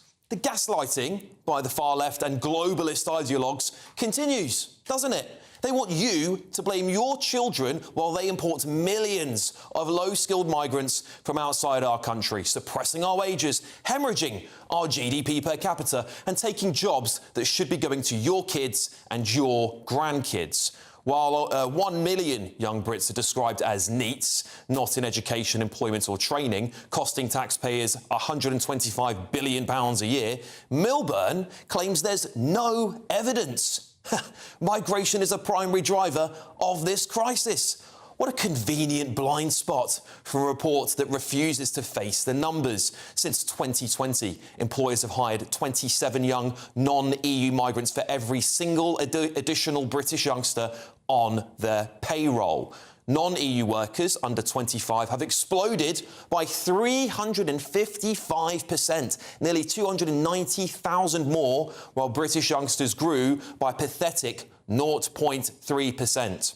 In the last year alone, young British payroll numbers actually fell. So this isn't a perfect storm of mental health, welfare traps, or the death of the Saturday job, as Milburn spins it. It's policy on steroids, isn't it? It's open borders delivering cheap, low-skilled, ready-to-work migrant labour straight into entry roles in retail, hospitality and care. The exact starter jobs British kids need to build experience and character. Just ask yourself, why are there so many first-generation migrants working in Tesco? And ask yourself, are they highly skilled people? Well, businesses admit it. Migrants are cheaper, more compliant, and don't come with the same regulatory costs or benefits traps. So while 730,000 young Brits aged 16 to 24 sit unemployed at 16.2% of the rate, the jobs that are used to launch careers are now being handed to migrants, aren't they? And I think Milburn's report buries this reality to protect the globalist ideology of mass, low-quality immigration. Our own children are trapped on benefits or gaming consoles while our government imports the new workforce. It's a betrayal, isn't it? It really is. It creates a lost generation of kids, idle, resentful and totally disconnected with society. Milburn talks about a moral crisis, but completely ignores the moral failure of prioritising foreign workers over British futures. And I say this, enough of the gaslighting. It's obvious to me that the Centre for Social Justice's data destroys Milburn's narrative, his blind eye on migration. Convenient, isn't it? Mass non-EU immigration is directly displacing young Brits from the first rung of the ladder. It is time a government put British youngsters first. Slash non-essential migration, deport anyone who's come here and lives on benefits or in social housing, and give jobs to British kids first. It's not hard. It's really not. Ends the cheap labour flooding into the country, force employers to recruit and train locals before looking abroad, reform welfare so it doesn't trap our kids while you're at it, and bring that bill down. So we're going to have to restore the principle that British jobs should go to British people first. They think it's rocket science. Let's get the thoughts of my panel. Journalist and broadcaster Linda Juby, Conservative peer Lord Bailey, and former Labour Party advisor Matthew Larser. Good evening, everybody. Good evening. Evening. Linda, I'll start with you. We're all anticipating this report to be quite a big show today, and we do know that there is a crisis of mental health in young people. We see those numbers rising. But when you then look at the other data that's been released alongside it, and you look at the net migration numbers of people coming into the country, is it any surprise that those entry-level jobs have now completely gone for young people? My first job was at Tesco, for example. Well, so mine was in a hairdresser sweeping up hair. I was 13 years old on a Saturday morning. So, you know, those jobs don't exist anymore. No. And we have been waiting for Alan Milburn's report. I have particularly been waiting for it because I've got one of 3 children waiting to go into the jobs market. So, and I've been going on and on about NEET on this air for months and months and months. And I think Alan Milburn's report is very, very good. It's very thorough. I agree with you that immigration has its role to play. It is part of this. But the problem is when some of those lower-level entry jobs come onto the market in terms of hospitality or care or hospitals, they are turned down or not applied for by certain members of of society in this country, and that is why hospitals and clinics and care homes take workers from the Philippines, because they are happy to do those jobs and we have not been. The other thing is that employers' costs are going up and up and up. There's national insurance, there's the minimum wage, there's lots of other things that are a disincentive for business, and of course that has its effect on the jobs market. And frankly, if you're an employer and you're confronted with someone with no work experience and a migrant who's come to this country who does have considerable experience, what are you going to do? You're going to take the more experienced person, and here's the rub, because you don't want to train anyone. And that is the problem in this country. We have gone on, and this is not just 2 years, this is 2 decades, we have gone on and on and on, not training people and not putting an investment in for what is the most important thing for any country, and that is its younger people. It's a total disgrace. Yeah, I'll come to you in a second, Lord Bailey, but Matthew, I want to put this to you because there's many elements of the report that I agree with. There's many elements. I think the benefits bill for young people is just absolutely absurd at the moment. However, to say that there's no connection between mass migration, we all go to shops, right? We all go to supermarkets. Jobs that used to be filled by teenagers in Britain are now being filled by low-skilled migrants. It is there for everyone to see, and you can do the whole Orwellian thing and say, oh, don't believe what your ears and eyes are showing you, but we can all see it up and down the country. Well, I'm not sure it is quite up and down the country. I think it's just certain parts up and down the country. I've just spent a fantastic 2 days in the northeast of England, and I can tell you that, you know, in the bars, restaurants and the Tesco, you know, in the centre of Newcastle, as well as, you know, I was all over Sunderland, Morpeth, you name it, and actually, you know, it was clearly local people were doing most of those jobs because that's an area which has lower migration and has lower employment, so therefore jobs are scarcer, people will do entry-level jobs. In London, absolutely, a lot of entry-level jobs are done by migrants. I have to say, I think one of the consequences of leaving the European Union was we had, because the decisions made, we had the so-called Boris wave, where we saw over 1 million people, a lot of whom were low-skilled because we saw things like the care scheme visa, which meant it was easier, as Linda says, to get people from the Philippines, because sometimes, you know, particularly, I think, you know, it's not just the jobs in Tesco's or bars, it's actually, you say, in the care industry, which is the care sector, which is hugely difficult work. I agree with, by the way. Yeah, which a lot of people wouldn't do those jobs, etc. So I don't think we've got the balance right. I think we haven't, as a society, again, as Linda says, for 20 or 30 years, we put too much emphasis on people going to university. Yes, we needed to get those numbers up, but we didn't need to get them up at the expense of people going through. And one of the great things about Alan's report is that he talks about how we should follow the example of countries like the Netherlands, where people at 16 go into vocational training, which sees jobs and work intertwined. So let's hope that there's huge change comes from this, because frankly, no party has got it right over the last quarter of a century. What do you think, Lord Bailey? I used to run a job club, and if people think that there's no relationship between migration and work, they're completely wrong. It might not be affecting your industry, but it affects how much all industries have to pay into the pot.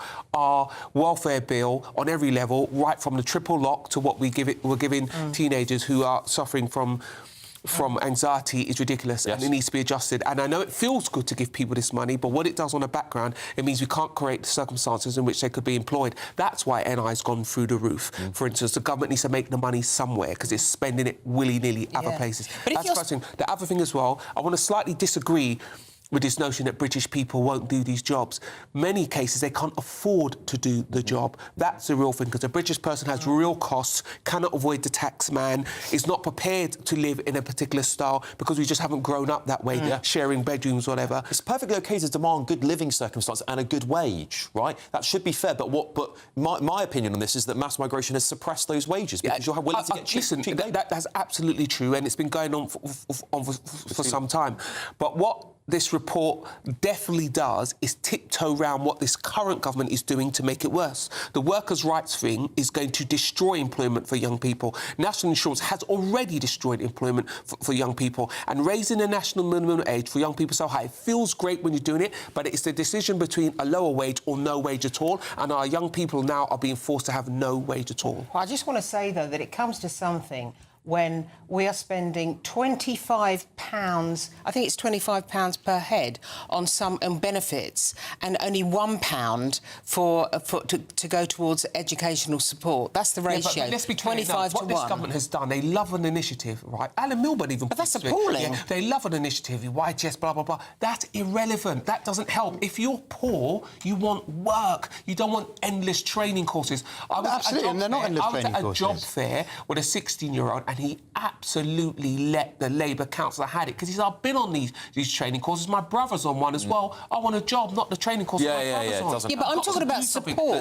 No, ultimately, let's just hear we've from got to have an economy that provides jobs. The reason we can't follow the Netherlands is because we don't have the job at the end. No, that's absolutely very, very true. No, I agree. Matthew, there's a lot of criticism. There's a lot of praise for Milburn's report. There is also a lot of criticism. It's only part 1. There's part 2 to come. Well, yeah, I look forward to it. Hopefully, he doesn't.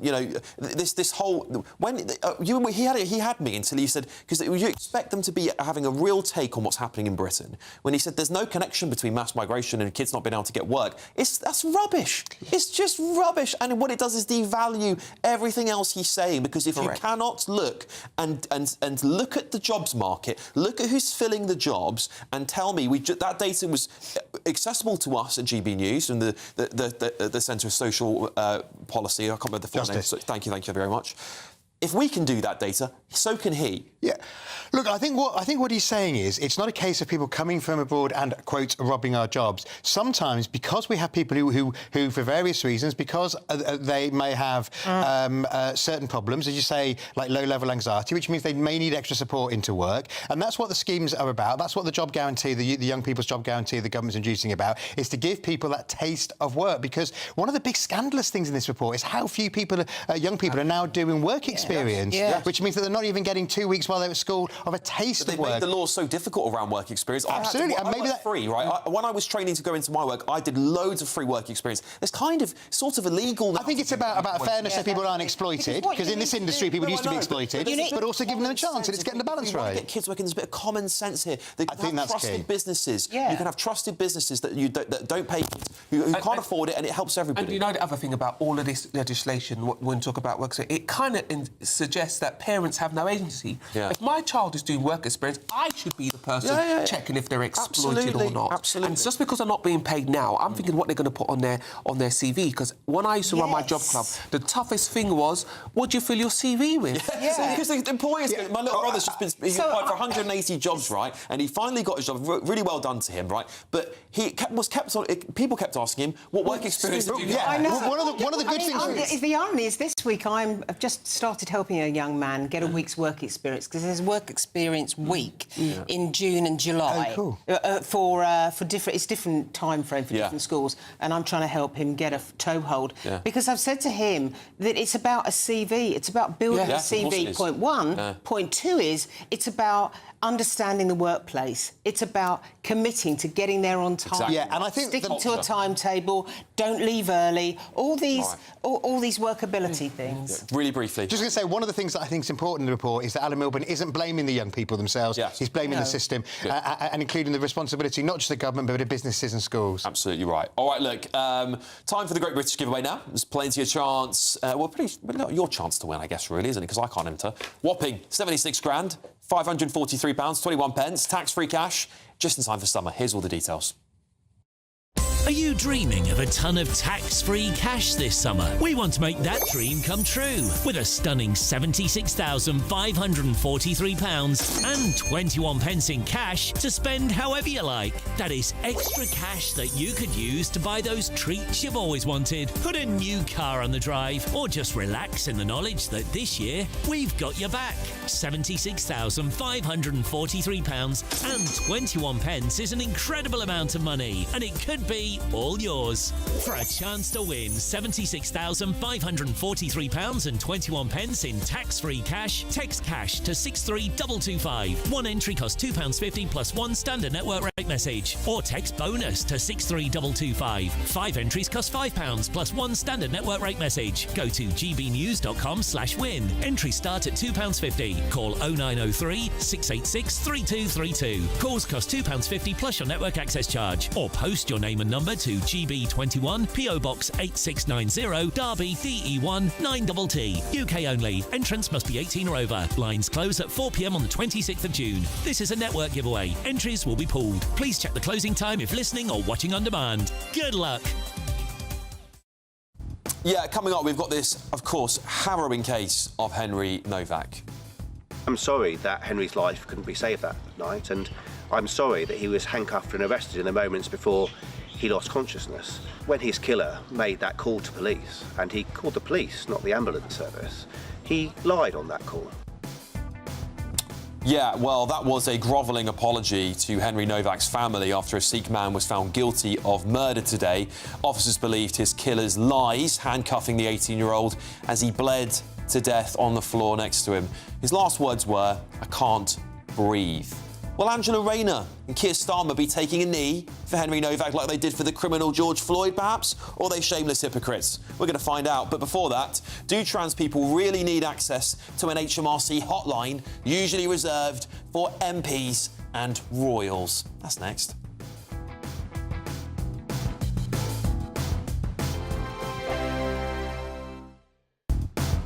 Do you trust what you're being told? Good, because neither do I.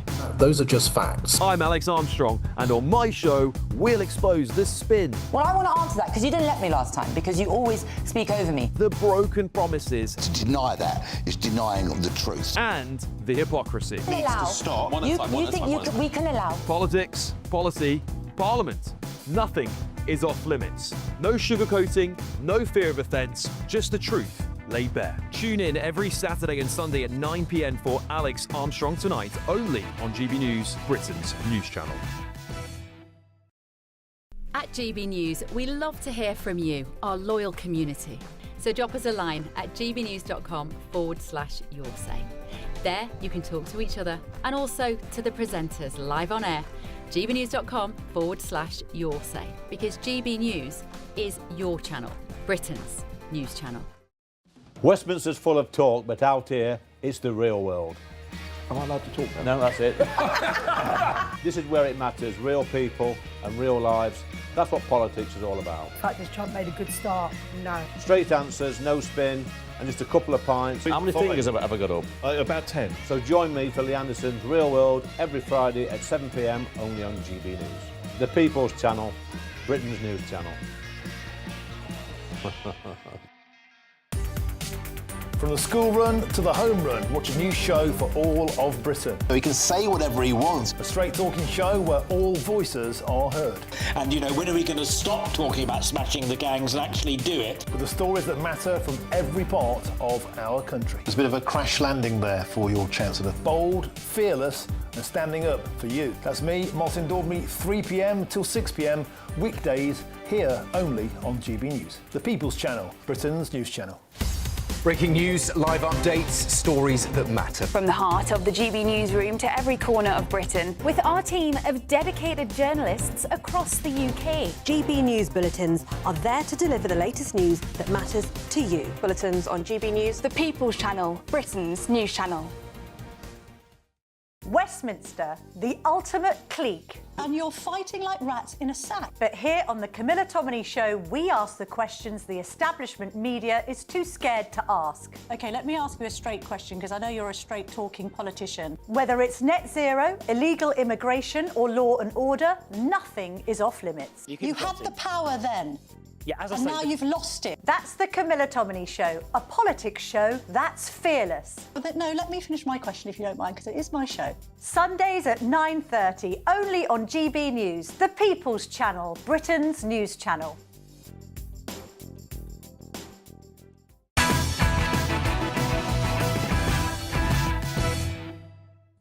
Welcome back. Oh, sorry. Yeah, I'm sorry, I just didn't realise I'm still on air. Yeah, welcome back to Patrick Christie's Tonight. Yeah, this is, of course, some of the footage there of Henry Novak before he was brutally murdered. 5 stab wounds by a Sikh man who was found guilty of his murder today. Officers believed his killer's lies about racism, and they handcuffed him. And the 18-year-old bled to death not long after that. His last words were, "I can't breathe." This story, by the way, it really says a lot about the state of our country. And I will be talking about this very, very important story later on in the show. But before that, this is insane, this story, unfortunately. Another insane story here. Do trans people really need access to an HMRC hotline, usually reserved for members of Parliament and royals? It's time for our head-to-head. Trans taxpayers have been granted lifetime access to a special HMRC hotline that up until now, of course, was reserved for the creme de la creme, our MPs and royal family. The special service, known as Public Department 1, a bit Orwellian, isn't it, offers a dedicated line for high-profile taxpayers and reportedly answers calls in half the time of the general customer service line. Isn't that nice? Which has an average wait time of more than 16 minutes. The last time I called them, it was two to 4 hours. I can't remember. It was pretty long. Anyway, those who legally change their gender are told to contact Public Department number 1 with tax or national insurance questions because their records are more restricted. Typically, only a select few officials can access them. So tonight I'm asking, is this privilege really necessary for trans people? We're going head-to-head on this now. Our Translucent founder, Steph Richards, and founding member of Women's Rights Network, Heather Binning. Good evening, both of you. Steph, I'll start with you. The reason why this story really caught my attention was because why does your gender play any role in your tax affairs? Yeah, well, thank you for having me on, Patrick. I'm afraid I've immediately got to correct what you just said. It's not trans people. It's 97% of trans people have got ordinary tax status. 3% who's got a gender recognition certificate do, and that is so to maintain human rights as per Article 8 of the Human Rights Act. The equality, of the HRA. You seem to think it's a privilege. Well, as someone who has actually got a gender recognition certificate, I can absolutely tell you it's not. Because when you deal with PD1, it can be an absolute administrative nightmare because my account is locked down for security. And that means we actually lose access to basic automated digital services that are available to ordinary taxpayers, which you would take for granted. We would gladly trade queue times for a fully functional standard online account, but unfortunately the law requires this data security. Right, OK. Well, I'll put this over to you, Heather. Steph, thanks for some clarity on the process there. Heather, do you think that the policy is fair? No, I don't. But actually, I think what I have to say might align with part of what Steph said just now. I actually struggle to see why MPs should have this privileged position of being able to call this hotline. I'm intrigued to know why my personal details are not as important as Steph's personal details and these other people.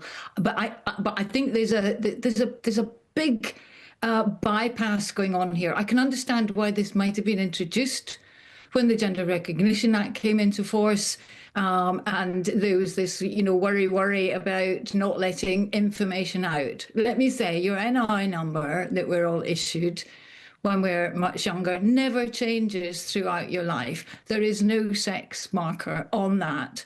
For 36 years now, tax bands have been the same for men and women, so it doesn't make any difference what sex you are. Yeah, it does not, therefore, make any difference whether you have a GRC or not.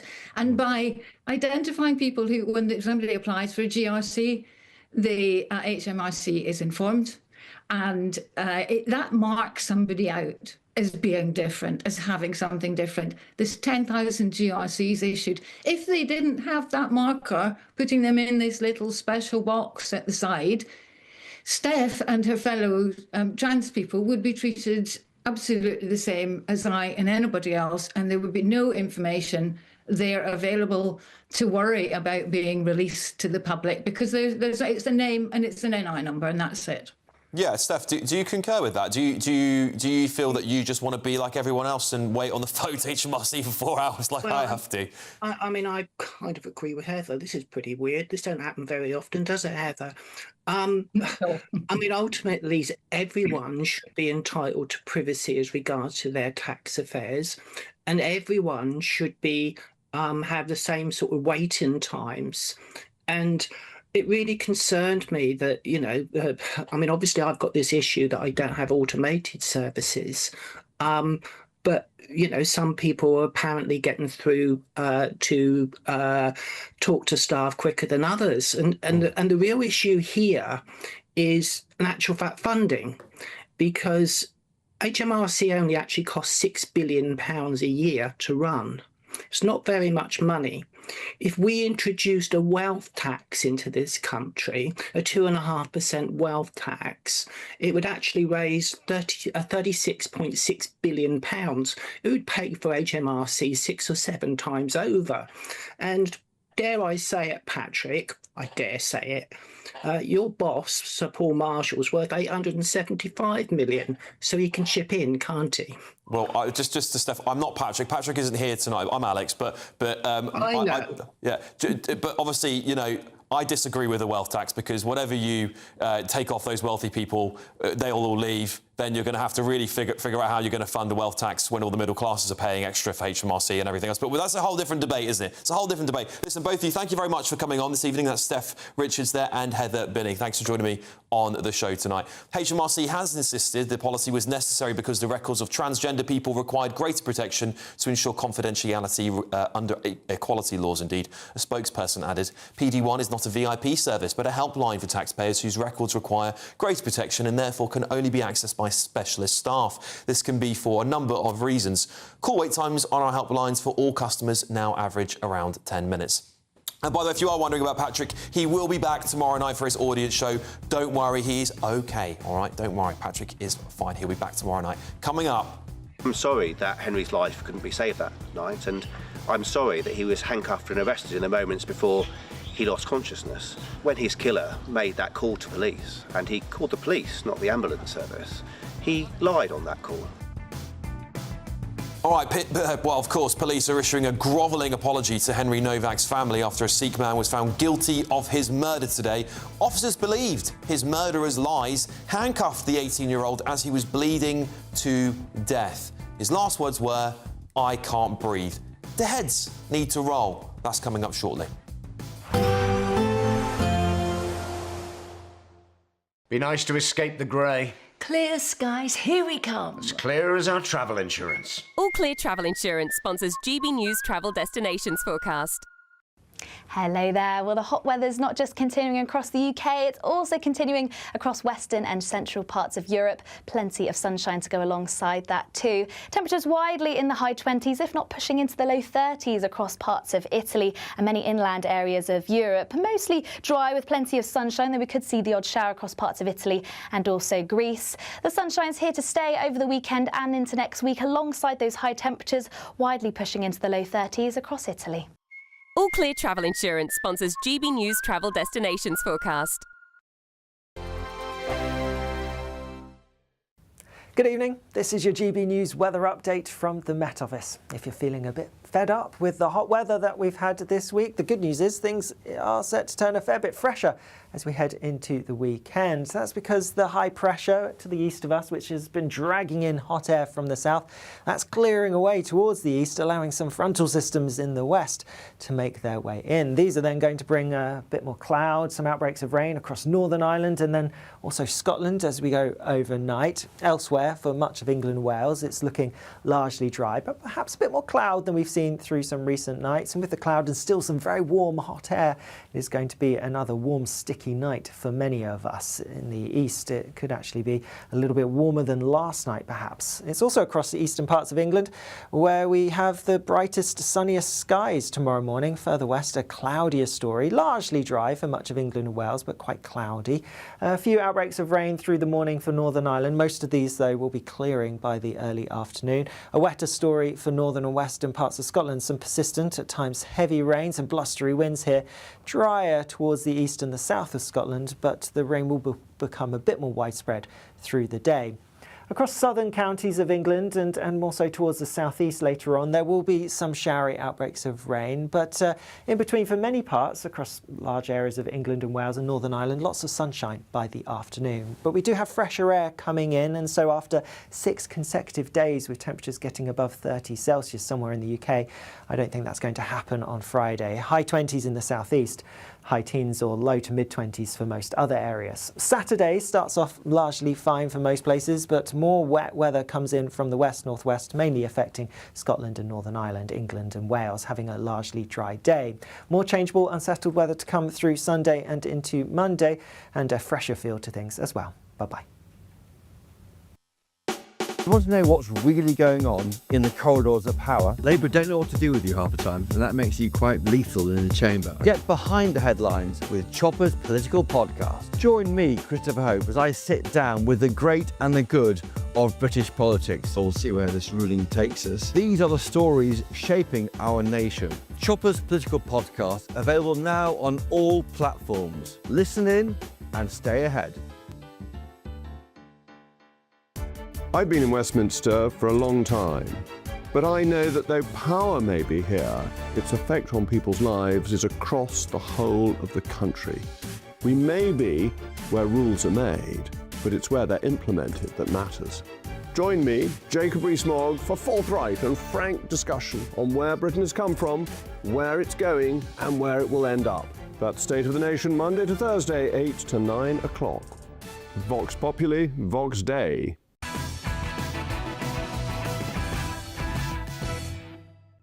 Welcome back to Patrick Christie's Tonight with me, Alex Armstrong. And police have apologised to the family of Henry Novak for how they treated him just moments before he died. The apology came after a Sikh man was found today guilty of murdering the 18-year-old university student after stabbing him with a ceremonial knife 5 times in Southampton last year. Well, that's Vikram Digwa, who claimed he acted in self-defence and that Henry Novak had racially abused him. When police arrived on the scene, they believe the 23-year-old's lies about racism, handcuffed Henry Novak and placed him under arrest, despite his pleas.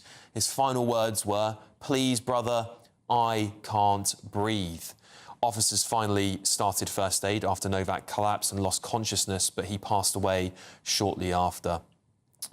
In a statement after the verdict today, temporary Deputy Chief Constable Robert France of Hampshire Constabulary apologised.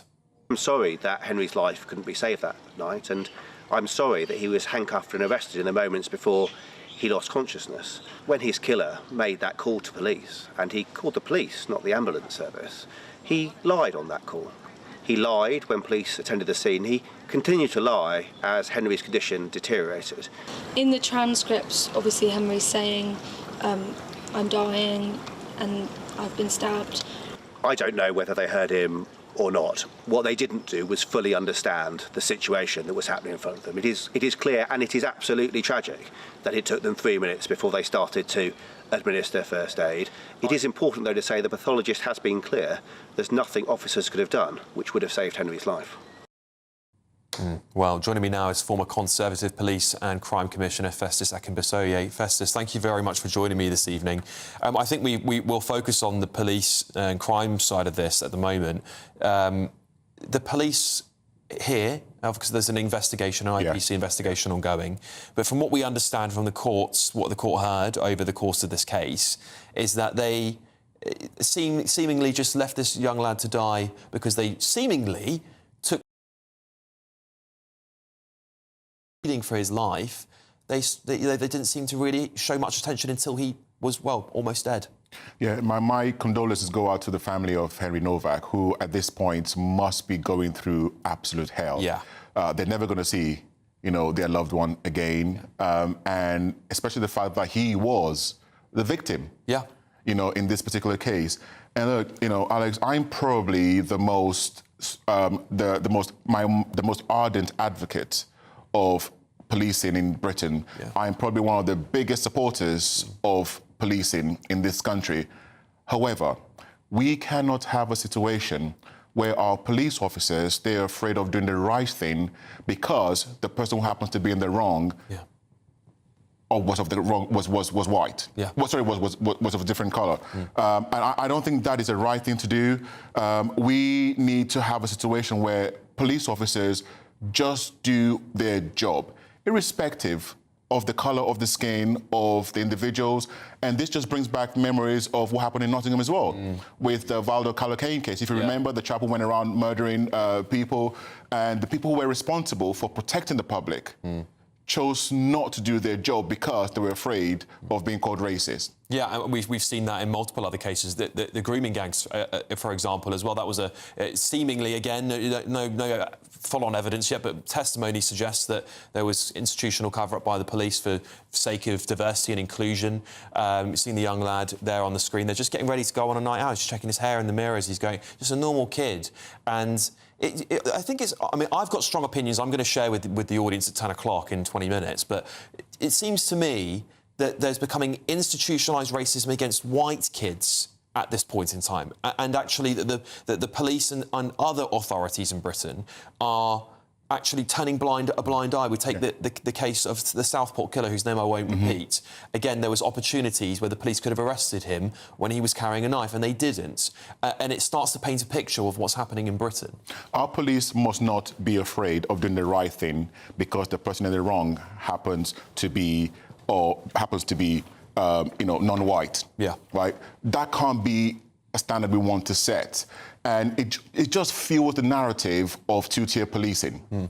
That there's one rule for one group of people, there's one group for another people. Look, I've been on the receiving end of, police powers, and I've been stopped and searched. Nothing was found on me, by the way, just making that clear, because I had nothing on me. But I support them doing their jobs. Yeah. And I've been in uniform as a special constable, and I've, had to do what I've had to do because that was necessity. The color of the skin of the person was absolutely relevant to me. One of my worries, and as somebody who's been, in that kind of hot seat as a police and crime commissioner, is that we're trying to solve one historic issue by creating another historic problems. Yeah. And the people who suffer the most are the frontline police officers around the country who are doing the very best they can. But I don't think anyone looking at this case will be saying, there's any kind of justification for what happened, because the fact of the matter is, an innocent man who was the victim has now lost his life. What needs to change inside the police force? What do you think is driving all of this? One of my big worries is that in British policing today, we have some element of groupthink about what they think people like me actually need. But the fact of the matter is, every black person that I know just want the police to go about doing their job. Whether the person who is making my life miserable is black, white, Asian, just do your job. Yeah. And there seems to be a swinging of the pendulum way too far to the other extreme in dealing with that. What's driving that pendulum swing? Is it DEI? Is it because the pendulum was swung so far the other way? We're now going that way. I think it comes from a good place because the history of British policing with black people in some communities is very well documented from decades and decades and decades ago. However, what I think is happening now is this reaction to that. Of course, the murder of George Floyd really triggered something in the UK. I was police and crime commissioner when that kicked off. But I think the balance in some ways has been lost. But at the same time, I'm just not sure if enough of those in power are saying, what does everybody actually want from their police? Yeah. They do not want this kind of approach where one community is treated differently to another. Yeah. We just want everybody to be fair. Yes. They just want that is it. That is it. And I think what has happened is that we've kind of swum too far to the other direction, and everybody is suffering as a result of that, whether it's knife crime, whether it is, what's happened at murders and things like that. Everybody's struggling as a result of that. Yeah, you're absolutely right, Festus. Well, thank you very much for joining me on Patrick Christie's Tonight this evening. I know it's a very difficult case to talk about. Yeah. I will be giving my personal opinion about this quite strongly, shall I say, in 15 minutes, because there's a lot to dig into here. I think it says a lot about modern Britain, a lot about our societies. A spokesman for the Independent Office for Police Conduct said this: "Our thoughts and sympathies are with Henry Novak's family and everyone affected by his death. We are independently investigating the contact Hampshire and Isle of Wight officers had with Mr Novak prior to his death on December the 4th, including the use of handcuffs by officers and the first aid provided. Our investigation, which began following a mandatory referral from the force that we received the same day, remains ongoing, and the officers involved are currently being treated as witnesses." OK, coming up, police issue a grovelling apology, as you know, about the Sikh man and this story that we've been talking about here. His last words, Henry Novak, were, "I can't breathe." Will Angela Rayner and Keir Starmer be taking a knee for Henry Novak like they did for George Floyd? Or are they shameless hypocrites? I'm going to give you my verdict on that in 15 minutes. But before that, the Home Secretary's migration deal with France is hanging on by a thread tonight after a legal challenge has arisen from French activists. I'm going to reveal all in just a few minutes.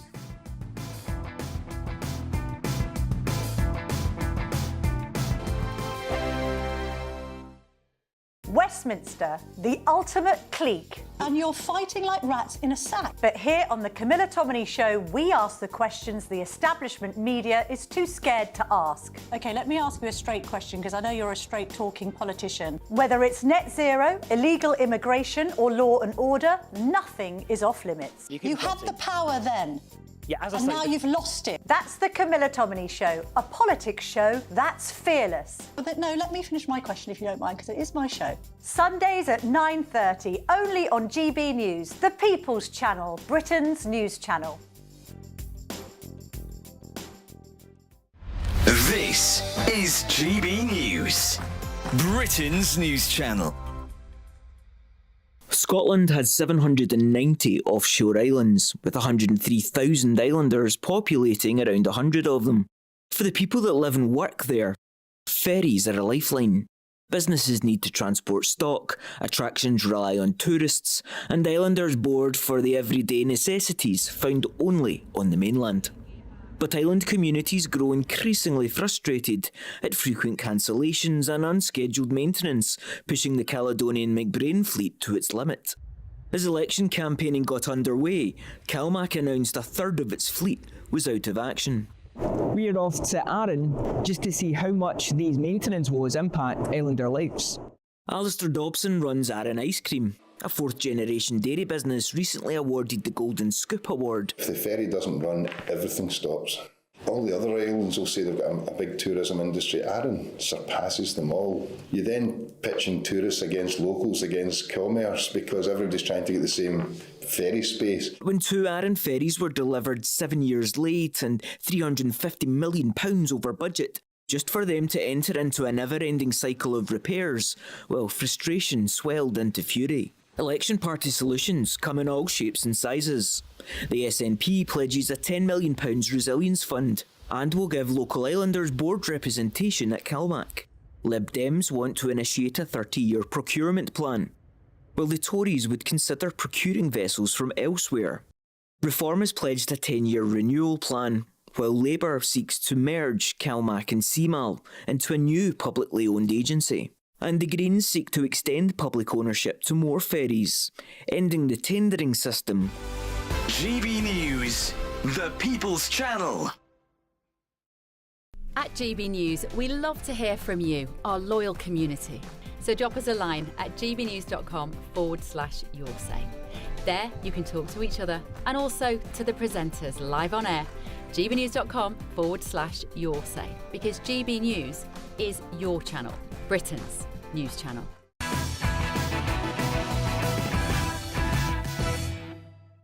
Welcome back to Patrick Christie's Tonight with me, Alex Armstrong. Of course, Patrick will be back with you all tomorrow. And moving on, a deportation centre announced under the terms of the Home Secretary's new migrant deal with France has been thrown into doubt after activists launched a legal challenge. Well, back in April, Home Secretary Shabana Mahmood announced that the French government had agreed to detain and deport illegal migrants before they reached Britain, with a new removal centre in Dunkirk to be opened by the end of 2026. But there are now massive question marks over that deportation centre after a French environmental group filed a lawsuit claiming that the building permit should be cancelled because the facility doesn't comply with local planning rules. Well, I'm now joined by French journalist Alexander Seal. Alexander, thank you very much for joining me. Yeah, tell us about this story, because this is part of the government's flagship plan to slow down the spread of illegal migrants crossing the Channel. Yes, I think this story matters because it exposes the central weakness of the UK-France migrant deal. And increasingly, it becomes a political problem for the Home Secretary, Shabana Mahmood. Labour sold this agreement as a serious, practical alternative to the Conservatives' Rwanda policy.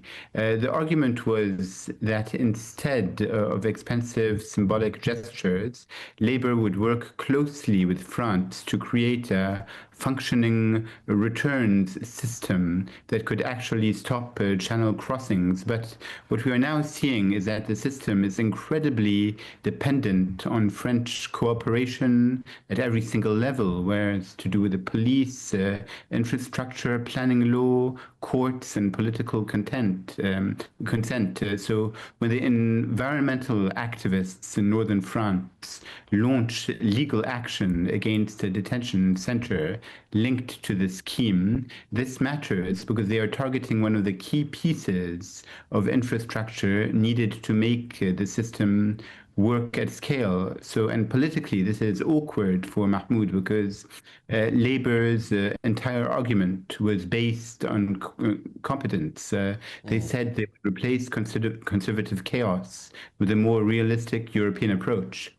Yeah, and Alexander, is it by chance that it's environmental activists? Because environmental activists here in Britain seem to have pivoted slightly to things like Palestine and migration as well. They don't seem to just have one single issue anymore. They seem to be sort of a collective group. Tell us more about this group. Do you know much about them? Are they more of a political organisation that broadens out from just climate-related things?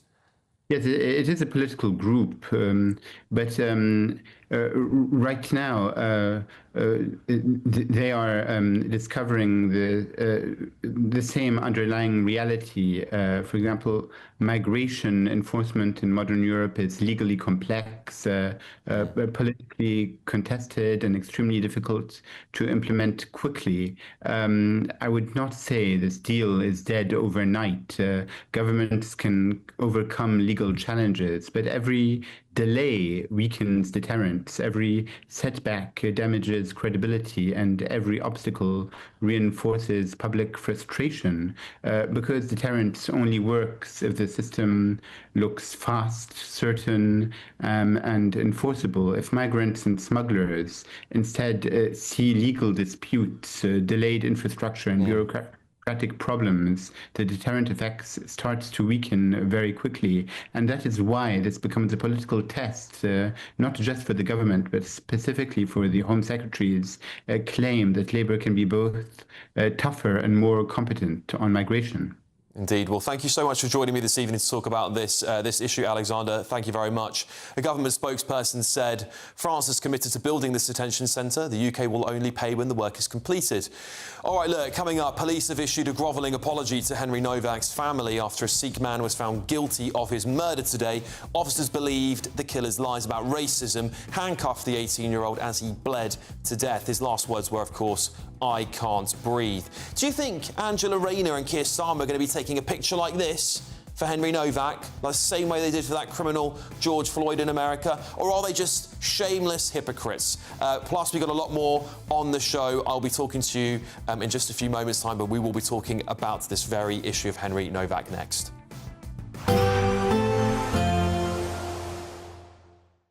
Expect warm spells with the odd rude interruption. Boxed Boiler sponsors the weather on GB News.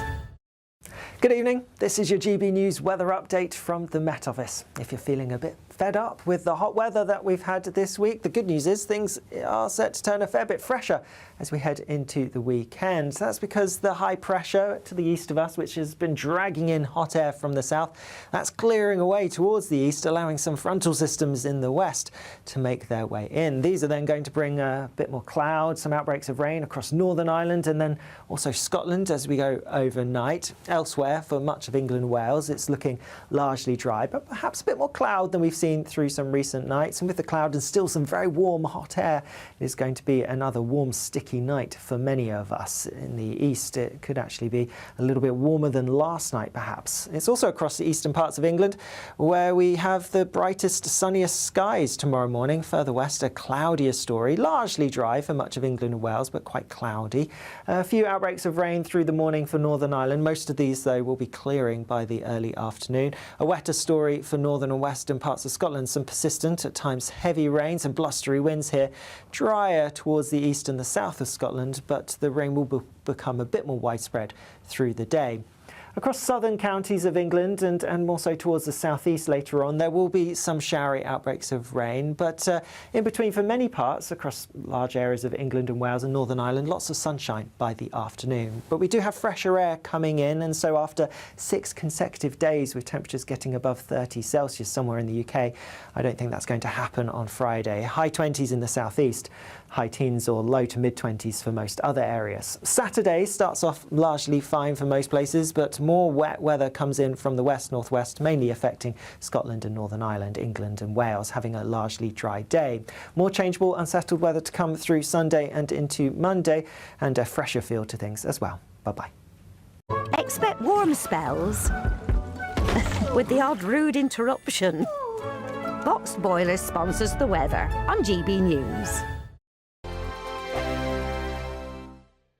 £76,543 and 21 pence in tax-free cash could be yours this summer. That's totally tax-free cash to spend on anything you like. And remember, because it's totally tax-free cash, you'll get to keep every single penny. For a chance to win, text cash to 63225. One entry costs £2.50 plus one standard network rate message. Or text bonus to 63225. 5 entries cost £5 plus one standard network rate message. Go to gbnews.com/win. Entries start at £2.50. Call 0903 686 3232. Calls cost £2.50 plus your network access charge. Or post your name and number to GB21 PO Box 8690 Derby DE1 9TT. UK only. Entrance must be 18 or over. Lines close at 4 p.m. on the 26th of June. This is a network giveaway. Entries will be pooled. Please check the closing time if listening or watching on demand. Good luck.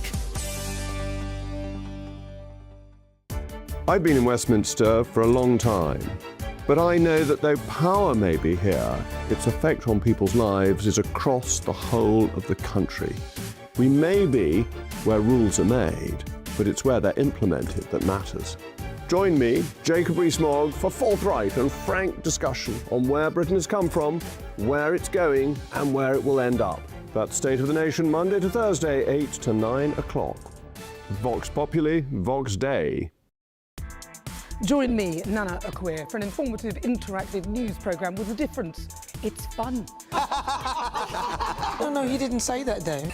I'm so surprised. I think there's an element of truth to that. Join me from 3 p.m. every weekend, only on GB News, Britain's news channel.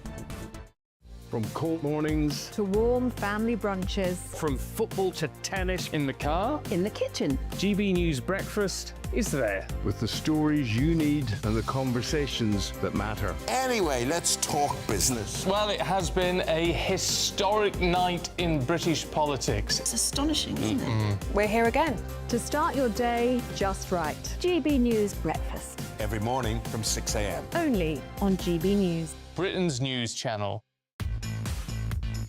5 hosts, 5 opinions, 5 fearless debates, 5 unfiltered takes on the day's news. 5 reasons not to be anywhere else on Saturday night.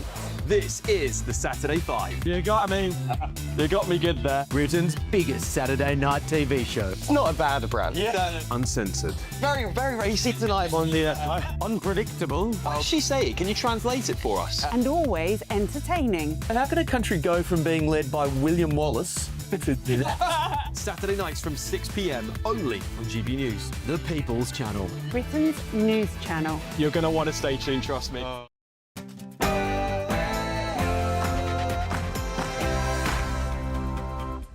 Good evening, it's 10 p.m. I'm Alex Armstrong standing in for Patrick Christie's. Tonight, Henry Novak drowned in his own blood, handcuffed by the police because they believed his killer's cries of racism. Today, Vikram Digwa was found guilty of murdering the 18-year-old student, and the police have issued a grovelling apology. I'm sorry that Henry's life couldn't be saved that night, and I'm sorry that he was handcuffed and arrested in the moments before he lost consciousness. When his killer made that call to police, and he called the police, not the ambulance service, he lied on that call. Yeah, do you think Angela Rayner and Keir Starmer will be taking the knee for Henry Novak like they did for the criminal George Floyd, or are they shameless hypocrites? Plus, there's Helen Mirren, the avowed Zionist. She said Israel should last forever because of the Holocaust, and she was very happy.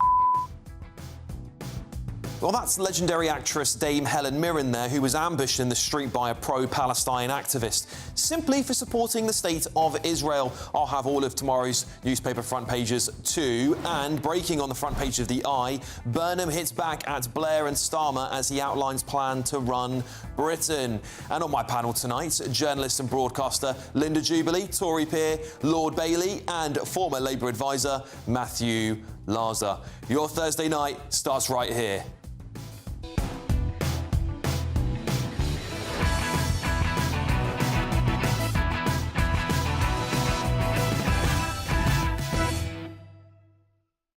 Will Keir Starmer and Angela Rayner take the knee for Henry Novak? Next.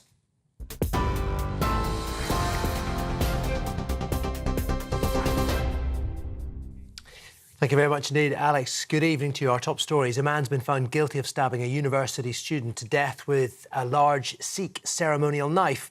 23-year-old Vikram Digwa told police he was the victim of a racist attack after stabbing Henry Novak 5 times in Southampton last December. It led to officers arresting Mr Novak and putting him in handcuffs moments before he collapsed and died from a stab wound to the heart. An investigation into the officers' actions is underway. I'm sorry that Henry's life couldn't be saved that night, and I'm sorry that he was handcuffed and arrested in the moments before he lost consciousness. When his killer made that call to police, and he called the police, not the ambulance service, he lied on that call. He lied when police attended the scene. He continued to lie as Henry's condition deteriorated. It is clear, and it is absolutely tragic, that it took them 3 minutes before they started to administer first aid. It is important, though, to say the pathologist has been clear there's nothing officers could have done which would have saved Henry's life. An Austrian man's been jailed for 15 years for plotting a terror attack at a Taylor Swift concert in Vienna in 2024. The 21-year-old, named only as Baron A, in line with Austrian privacy laws, was accused of planning to use knives or homemade explosives to kill people at one of the singer's shows during her record-breaking Eras tour. The suspect was arrested after a tip-off from the CIA, but all 3 Austria dates were cancelled, leading to Swifties meeting in Vienna's Corneliusgasse, a street with a similar name to one of Swift's songs, Cornelia Street.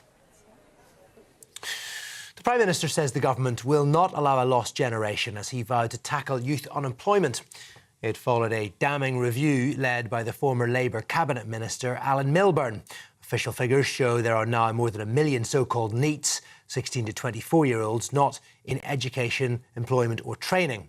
The Prime Minister, who commissioned the review last year, says the government will back Mr Milburn's recommendations. This is a long-standing, long-term problem. It's been going on for many years. It's complicated and complex, as Alan Milburn makes clear. There's no single thing that you can say that's the reason. So obviously we will now work with Alan on what more needs to be done. Reports in the United States claim a deal has been reached between the US and Iran on extending the current ceasefire and curbing Iran's nuclear ambitions. Reuters reports the 2 sides have agreed on a memorandum of understanding. It would involve extending the truce for 60 days, reopening the Strait of Hormuz and launching negotiations for a final deal to end the war. It's understood to be on Donald Trump's desk, awaiting his approval. Both sides have accused each other of violating the ceasefire in recent days. And the former Scotland First Minister Nicola Sturgeon says she was deceived, misled and betrayed by her former husband Peter Murrell.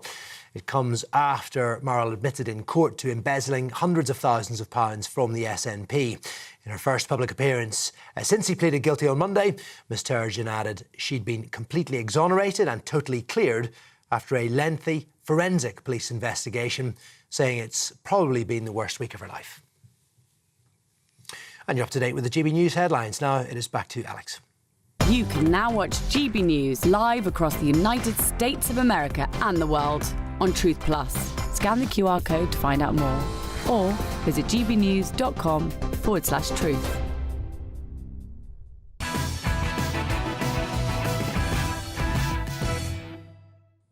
Henry Novak, 18 years old, was stabbed to death by a Sikh man, Vikram Digwa, with a 21-inch ceremonial blade. He was stabbed 5 times. The details I'm about to share are distressing, but frankly, I am so frustrated and angry about this case, everyone needs to hear them.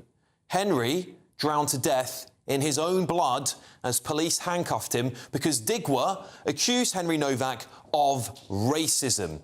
That claim has now been proven to be a lie. Digwa, of course, went on to stab Novak 5 times. Let me just repeat this. As Henry Novak told police officers that he couldn't breathe, he was handcuffed, all because police thought there was a claim of racism when there wasn't. The police prioritised hurty words claims over a boy dying on the floor next to them. Well, the Sikh murderer's mother, an Indian citizen pictured here, has also been convicted for removing the murder weapon from the scene of the crime. Right, well, she needs to be deported back to India, doesn't she? No ifs, no buts. We cannot allow foreign criminals to ever settle in this country, particularly one that's complicit in trying to cover up her evil son's murder. But back to the police for a second, because they have once again failed us, haven't they? All because of racism. Well, it seems to me the only racism in the police force these days is the institutional racism against white British people. How many Pakistani rape gangs have been covered up by the police for the sake of diversity? How many more terrorist attacks will slip through the net because of Islamophobia? How many more white boys will die because of fake accusations of racism? I am done with all of it. I really am furious. No Sikh person should be allowed to carry a knife in Britain. It is mad. I couldn't give a monkey's about your religion. We are either all equal under the law or we are not. These special religious exemption laws are not equality. They are giving minority groups elevated special status. Let me repeat. No religious minority groups, or any religious group, frankly, races or ethnicities, should ever be allowed a free pass to carry weapons in Britain. If you want to carry a knife for your religious reasons, then go to a country that allows it. We don't want that here in Britain. And yes, I am deeply intolerant of it. We need to be more intolerant of things that have no place in British society. Henry Novak didn't have to die. Left-wing obsession with multiculturalism let him die. It's another death on the altar of diversity and inclusion. And those police officers need to face serious consequences for their failure to do the bare minimum of their job. So for now, I'm waiting for the statues, for Keir Starmer and Angela Rayner to take a knee for Henry, Instagram squares to be filled by left-wing activists with white pictures. But something tells me the left just don't care because he is white. Should we get the thoughts of my panel on this one? Journalist and broadcaster Linda Jubilee, Conservative peer Lord Bailey, and former Labour Party advisor Matthew Larzer. Linda, this is just one of... I listed other cases and examples of things there because there's becoming a trend. Speaking to the former Police and Crime Commissioner earlier on Festus about this, and he's seeing it as well. The pendulum has swung in a completely other direction, right? It's swung in a direction where if someone who might be brown says, that guy's been racist, while that guy is dying, literally dying, they care more about that than they do about the kid on the floor who's clearly been handcuffed for whatever reason they handcuffed him, bonkers because he clearly wasn't a threat to him. They care more about the claim of racism. The whole thing is a total mess. And let me say, I don't think that was a grovelling apology at all. No, I don't either. I think that was a carefully worded apology that was not much more than an expression of regret. That's point one. The point you raised in your monologue just then that was really, really worth it was this whole business of carrying a 21-inch ceremonial knife on the streets of Britain when we have knife crime that is endemic in this country and when we've got supermarkets volunteering to sell blades with rounded tips and still we allow a ceremonial knife because it's some sort of exemption, because it is something that's important to a particular ethnic group. That should never have happened. No. Then you've got this horrendous street-side situation where the guy doesn't call the... See, if he had been in any way innocent, which I think I can say now that he's been convicted, in any way innocent, he would have... The human thing to do would have been to call for an ambulance. He did not. He called for the police. The police get there, and then at that point, it's like a perfect storm. They behave in an utterly naive fashion... and the poor boy bleeds to death on the pavement. Now, I think we need to be careful that we remember the coroner or the autopsy recorded that he would have... that the police officers couldn't possibly have saved him from the hideous knife wound he sustained. But that was a perfect storm of events that led a family to now have a lifelong grief that they will perhaps never get over. Yeah, Lord Bailey, it's harrowing. It's really upset people today. There's many people in Britain who feel the police no longer work for them. They work for the ideologies of the left. Let's be very clear. People should be very upset about this, but it's the people who should be backing the police. What you see now is a culture where the police are responding to what they get rewarded for and what they get punished for. And all you have to do is say racism. Everybody panics because the police are punished so heavily in the press and by their political paymasters. Somebody needs to stand up to the police to change the culture. That culture is deeply embedded in the civil service, because ultimately they're the people who punish the police on behalf of politicians. Somebody needs to push back and say, you don't do this job on the front line. We're constantly called racist. We need to do our job first. And look, someone might actually believe the police are racist. There might actually be a racist in this situation.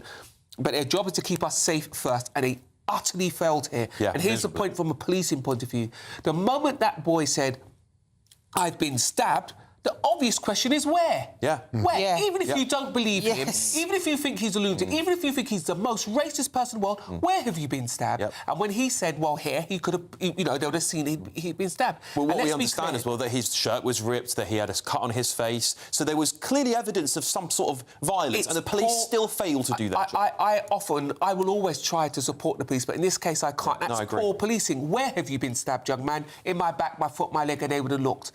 And what I didn't like about the police apology, I understand why it might be an issue. What I didn't like is when he said, and of course the coroner said that the police officers couldn't have saved him. That may be technically correct, but the police officers could have guaranteed he was comfortable. Yeah. They could have made sure he didn't have wear handcuffs. Yeah, absolutely. The last moments he dies being seen as the criminal. I can't imagine. His parents will be heartbroken forever. Yeah. And the police could have avoided that. Yeah. If we're going to give the police the authority, the least they can do is that's their basics training, and they failed in that in every single way possible. Matthew, when George Floyd, who's an American, by the way, thousands of miles away, happened to also be a criminal, when he died, your Prime Minister and Angela Rayner, your former Deputy Prime Minister, took a knee. They took a knee for this kind of police behaviour. Where are they today? Well, I'm not sure that taking the knee at that stage was the wisest thing to do, although everybody's doing it, from celebrities to the England football team. Perhaps it was a more complex situation than people out of goodwill and for the right reasons thought at the time. Look, the police got this tragically wrong. Is it just not hip? Yeah, they did in this case. The hypocrisy is what stinks for people, Matthew, because when it's a white kid, we saw that same as that woman who was killed by a black man in America on the train, Ivanka. I can't remember her full name, unfortunately, but forgive me for that. There was nothing, absolutely nothing. Absolutely, and look, and that mustn't be the case. Look, I think that we need to learn lessons from this, and the lesson is, look, we all know that there are horrific racially motivated crimes in this country.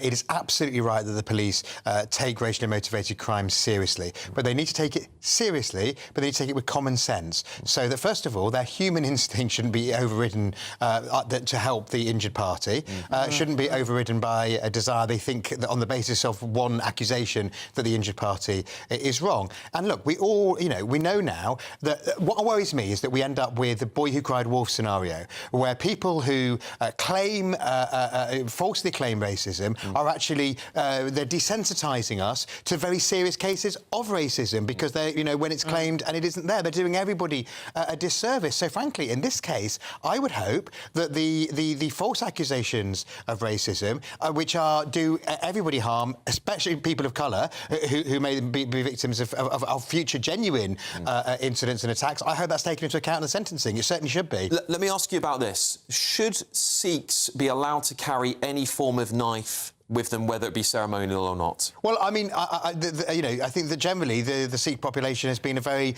patriotic and respectful population. Okay. We haven't heard of many incidents like this. We obviously know that there were exemptions on motorcycle helmets as well. Clearly, I think it has to be looked at after this incident. It's probably the only incident of its kind. It could be any other sort of knife. So I wouldn't instantly work into banning it, but I think it needs to be looked at and reassessed. I think they need to be banned from carrying 21-inch knives. Yeah, I don't know how it was so long. It was centimetres, but 21 centimetres, but it's still massive. It's a ceremonial, like a ceremonial dagger. Or whether it has to be covering the tips. Even if it's blunt, it's dangerous. It probably makes more of a mess if it's blunt. Look, I am a practicing Christian. I understand the power and the reality of religion for people. But we're in a country where we now need to look at treating everybody the same. Yes. There's too many protected characteristics. Yeah. And if you're going to give that dispensation, where's mine? Yes. I will campaign for mine. Yeah. And we need to say to people, too many protected characteristics. We're going to have a look at these, and the basic is, can we keep everybody safe? Yeah. That should be the characteristic. And it's not just about whether you are responsible with a knife. As we know, knives can be turned on people. Yeah, that's why it's got to be out. Take it off you, A lot of young people are harmed with a knife. It's their own knife that they're stabbed with. The Sikh population in this country are largely law-abiding. But they're also part of this country, and we all should be treated the same. And I think there'll be discussion within the Sikh community as well, because obviously British Sikhs will be absolutely horrified and shocked by this. And obviously, particularly because it's a religious symbol, it feels like a desecration as well as a tragedy. I totally understand that.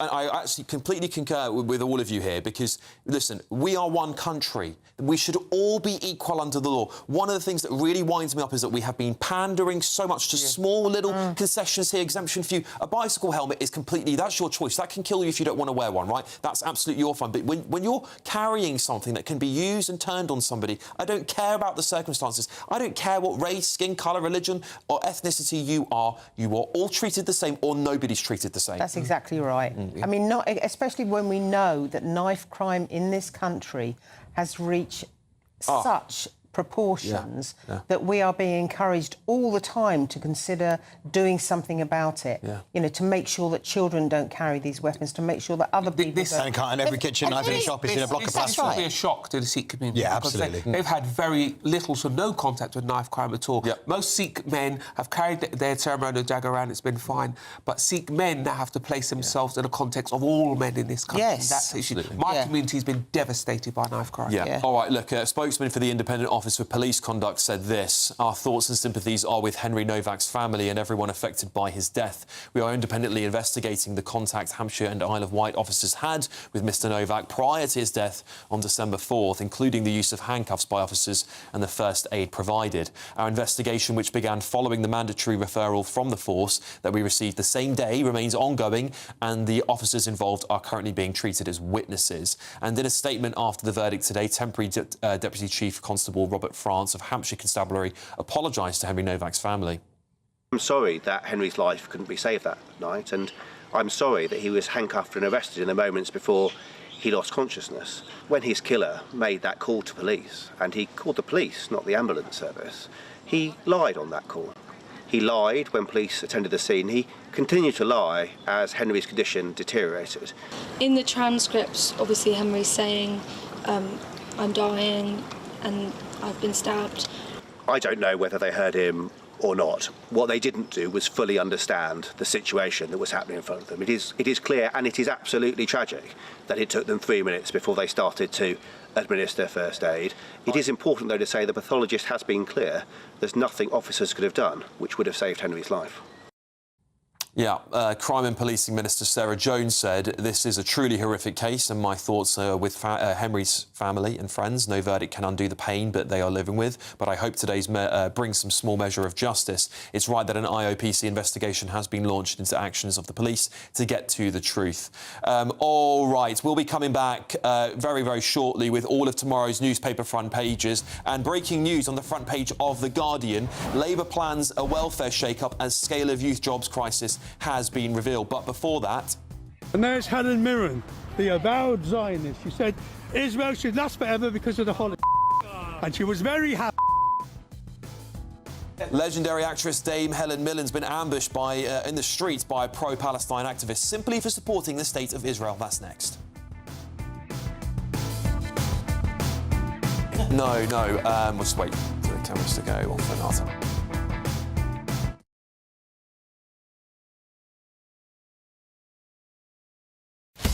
Breaking news, live updates, stories that matter. From the heart of the GB newsroom to every corner of Britain, with our team of dedicated journalists across the UK. GB News bulletins are there to deliver the latest news that matters to you. Bulletins on GB News, the People's Channel, Britain's news channel. Westminster, the ultimate clique. And you're fighting like rats in a sack. But here on the Camilla Tominey Show, we ask the questions the establishment media is too scared to ask. OK, let me ask you a straight question, because I know you're a straight-talking politician. Whether it's net zero, illegal immigration or law and order, nothing is off-limits. You had the power then. Yeah, as I and say, now you've lost it. That's the Camilla Tominey Show, a politics show that's fearless. But no, let me finish my question if you don't mind, because it is my show. Sundays at 9:30, only on GB News, the People's Channel, Britain's news channel. I've been in Westminster for a long time, but I know that though power may be here, its effect on people's lives is across the whole of the country. We may be where rules are made, but it's where they're implemented that matters. Join me, Jacob Rees-Mogg, for forthright and frank discussion on where Britain has come from, where it's going, and where it will end up. That's State of the Nation, Monday to Thursday, 8 to 9 o'clock. Vox Populi, Vox Dei. As soon as it hits 11 and the headlines come in, the late edition brings you the breaking news from all the front pages. Because the news is going to happen. So get a head start today. Patrick Christie's tonight, late edition. Alex Armstrong tonight, late edition. From 11 o'clock every night. Only on GB News, the People's Channel, Britain's news channel. Westminster's full of talk, but out here, it's the real world. Am I allowed to talk now? No, that's it. This is where it matters, real people and real lives. That's what politics is all about. In fact, has Trump made a good start? No. Straight answers, no spin, and just a couple of pints. How many fingers have I got up? About 10. So join me for Lee Anderson's Real World every Friday at 7 p.m, only on GB News. The People's Channel, Britain's news channel. Do you trust what you're being told? Good, because neither do I.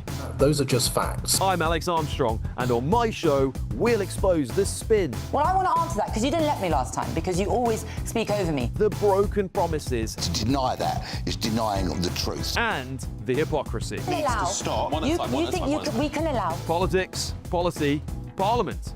Nothing is off limits. No sugarcoating, no fear of offence, just the truth laid bare. Tune in every Saturday and Sunday at 9 p.m. for Alex Armstrong Tonight, only on GB News, Britain's news channel.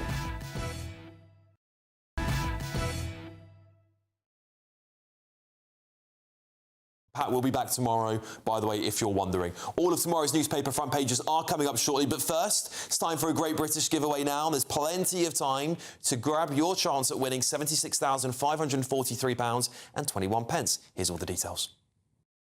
Are you dreaming of a ton of tax-free cash this summer? We want to make that dream come true with a stunning £76,543.21 in cash to spend however you like. That is extra cash that you could use to buy those treats you've always wanted, put a new car on the drive, or just relax in the knowledge that this year we've got your back. £76,543.21 is an incredible amount of money, and it could be all yours.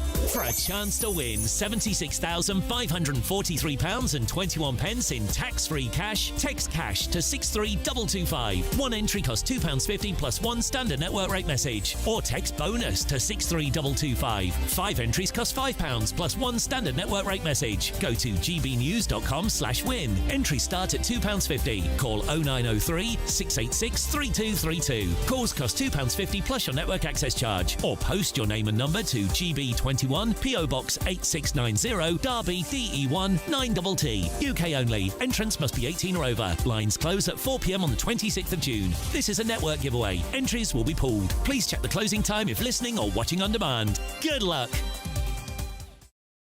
Good luck, everybody. Right, look, in a horrifying ambush, legendary British actress Dame Helen Mirren was harassed by pro-Palestine, an activist, wasn't he, as she walked down the street in London with her husband. Let's take a look. There's Helen Mirren, the avowed Zionist. She said Israel should last forever because of the Holocaust. And she was very happy the Palestinian gone. You put the post up, you evil old bag. You're an evil Zionist and you as well. What is wrong with these people? And what was her crime? Well, Dame Helen has, of course, been a long, outspoken supporter of Israel and has previously criticised boycotts of the country. The clip re-emerged on the same day as the British Museum postponed a Jewish Culture Month event after being informed that a large number of registered attendees were planning to disrupt it. Can you believe it? Well, joining me now is journalist Angela Epstein. Thank you very much for joining me this evening, Angela. There seems to be this ongoing attack. It makes me feel very sick that this constant feeling that Jews in this country and anyone who might have an opposing opinion to Palestine activists seems to be hounded in the streets, and you can't even have a month about the religion of Judaism because of these activists. Yeah, I mean, these two things have happened in swift succession, the events you've just mentioned. This was going to be the first ever launch of the first ever Jewish Culture Month. This was going to be a lecture at the British Museum, a publicly funded body which declared it could not guarantee the safety of those who wanted to attend a fairly benign lecture about the ancient lands of Judea and Israel because of the potential disruption that protesters have caused. And I see a complete connection between that and what happened with Helen Mirren today, because although the British Museum have sort of rode back a bit and said they're postponing it and it'll happen later in the month, the very idea that they knocked it off their timetable gives permission to every Jew hater, every so-called anti-Israel activist, who we know by the language they use and the hate marches that we see is naked anti-Semitism to a large extent. It gives them permission to carry on to disrupt, to verbally abuse somebody in the street, Helen Mirren, and verbally assault her for her views on Israel. She's been a long-standing, as you said, supporter of Israel. She has a great affection for the country. She first went there in 1967. She's played some very seminal Jewish roles, including Golda Meir. And what happens is when you have the craven, spineless, gutless flex response of the British Museum, because there's a suggestion of protest, and their immediate response is to say, well, we'll close this down for the moment, we'll postpone it. Then you've got an erosion of our liberal democracy. You've got the slow cancelling of cultural life, of Jewish cultural life, principally in this case. And who wants to live in a country like this? It's right out of the 1930s playbook. No, you're absolutely right, Angela. That's what it feels like. Do you think if this was any other religion, that the response would have been the same? Or perhaps they would have said, do you know what? No, we'll get rid of these people and we'll double down on security. Because when you cancel these things, you just empower these groups. They've won, right? They've already won. And that's my problem with it all. So when you cancel events like this, you're just empowering these lobbies. Surely, if this was another religion, they would have gone, right, do you know what? We're going to double down. And you lot are racists or whatever, anti-Semites or Islamophobes or whatever you want to call it, and would have carried on with the event.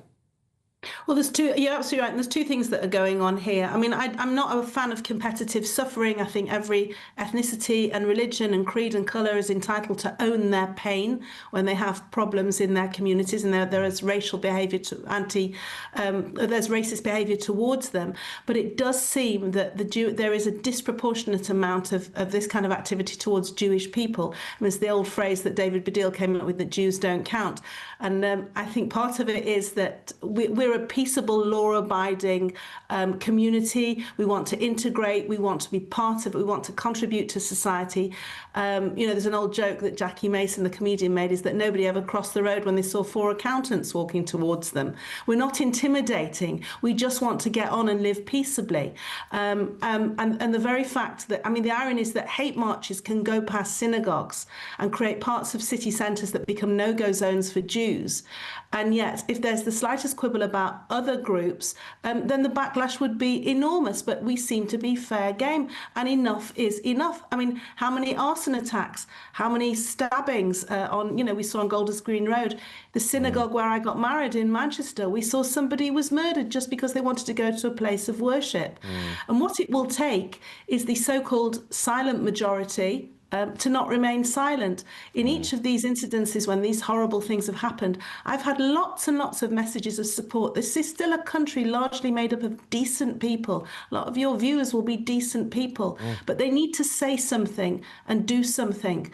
We are a benign culture. And look at the elegant way that Helen Mirren responded. She didn't start screaming and shouting in retaliation. I know her husband used a few choice words, understandably, to defend his wife, but she just smiled very graciously. And that really, to me, epitomises the way Jewish culture approaches this kind of thing. We have no desire for a fist fight or to create antagonism. We just want to live peaceably. But as you say, somehow where the Jewish community is concerned, maybe because that's our default position, it is fair game and it has to stop. Yeah. Totally agree with you, Angela. It's disgraceful what's going on in Britain at the moment. And thank you for coming on the show to talk about it tonight. I genuinely appreciate it. That's Angela Epstein, journalist there, joining me to talk about that very important story there.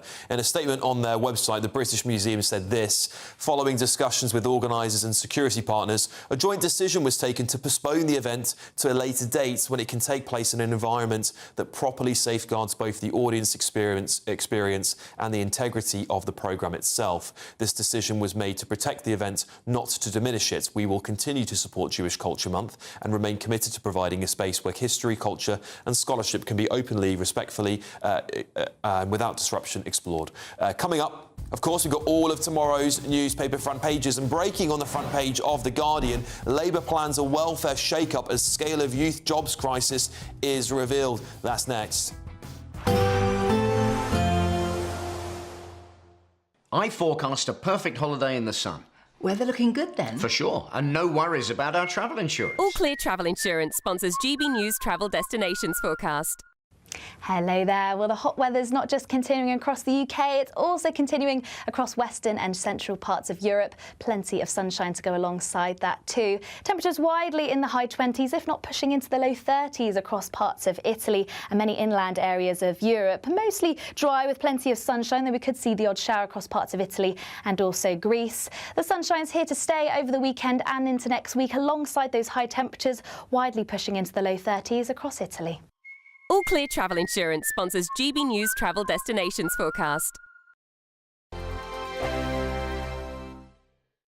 Good evening. This is your GB News weather update from the Met Office. If you're feeling a bit fed up with the hot weather that we've had this week, the good news is things are set to turn a fair bit fresher as we head into the weekend. That's because the high pressure to the east of us, which has been dragging in hot air from the south, that's clearing away towards the east, allowing some frontal systems in the west to make their way in. These are then going to bring a bit more cloud, some outbreaks of rain across Northern Ireland and then also Scotland as we go overnight. Elsewhere, for much of England and Wales, it's looking largely dry, but perhaps a bit more cloud than we've seen through some recent nights. And with the cloud and still some very warm, hot air, it is going to be another warm, sticky night for many of us. In the east, it could actually be a little bit warmer than last night, perhaps. It's also across the eastern parts of England where we have the brightest, sunniest skies tomorrow morning. Further west, a cloudier story, largely dry for much of England and Wales, but quite cloudy. A few outbreaks of rain through the morning for Northern Ireland. Most of these, though, will be clearing by the early afternoon. A wetter story for northern and western parts of Scotland. Some persistent, at times heavy rains and blustery winds here. Drier towards the east and the south of Scotland, but the rain will become a bit more widespread through the day. Across southern counties of England and more so towards the southeast later on, there will be some showery outbreaks of rain, but in between for many parts across large areas of England and Wales and Northern Ireland, lots of sunshine by the afternoon. But we do have fresher air coming in, and so after 6 consecutive days with temperatures getting above 30 Celsius somewhere in the UK, I don't think that's going to happen on Friday. High 20s in the southeast. High teens or low to mid-20s for most other areas. Saturday starts off largely fine for most places, but more wet weather comes in from the west-northwest, mainly affecting Scotland and Northern Ireland, England and Wales, having a largely dry day. More changeable, unsettled weather to come through Sunday and into Monday, and a fresher feel to things as well. Bye-bye. From court mornings to warm family brunches, from football to tennis in the car, in the kitchen. GB News Breakfast is there with the stories you need and the conversations that matter. Anyway, let's talk business. Well, it has been a historic night in British politics. It's astonishing, isn't it? We're here again. To start your day just right. GB News Breakfast. Every morning from 6 a.m. Only on GB News. Britain's news channel.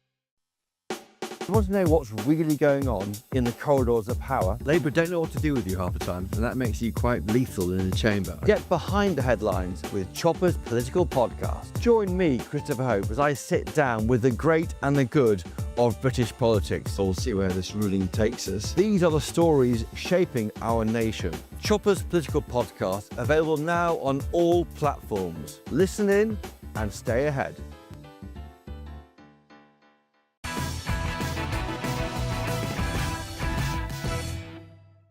All right, welcome back, everybody. Let's go to your front pages for tomorrow. The Guardian.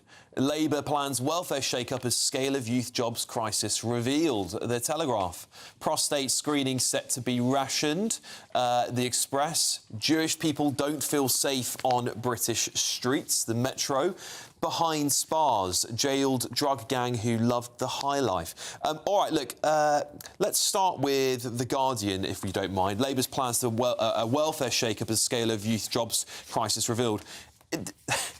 I mean, there is a welfare crisis, Lord Bailey, and it's been going on for a really long time. It's almost like this Milburn report was some sort of revelation. But this shows you how out of touch the government are. Everybody knew about the scale of this. Yeah. And if you're serious about supporting the young people of this country, you don't give them training, you give them jobs. And if you want something more, you tax it less. They put a tax on jobs. No matter what initiative they provide, young people will not get employed until they remove those taxes. That's the first thing.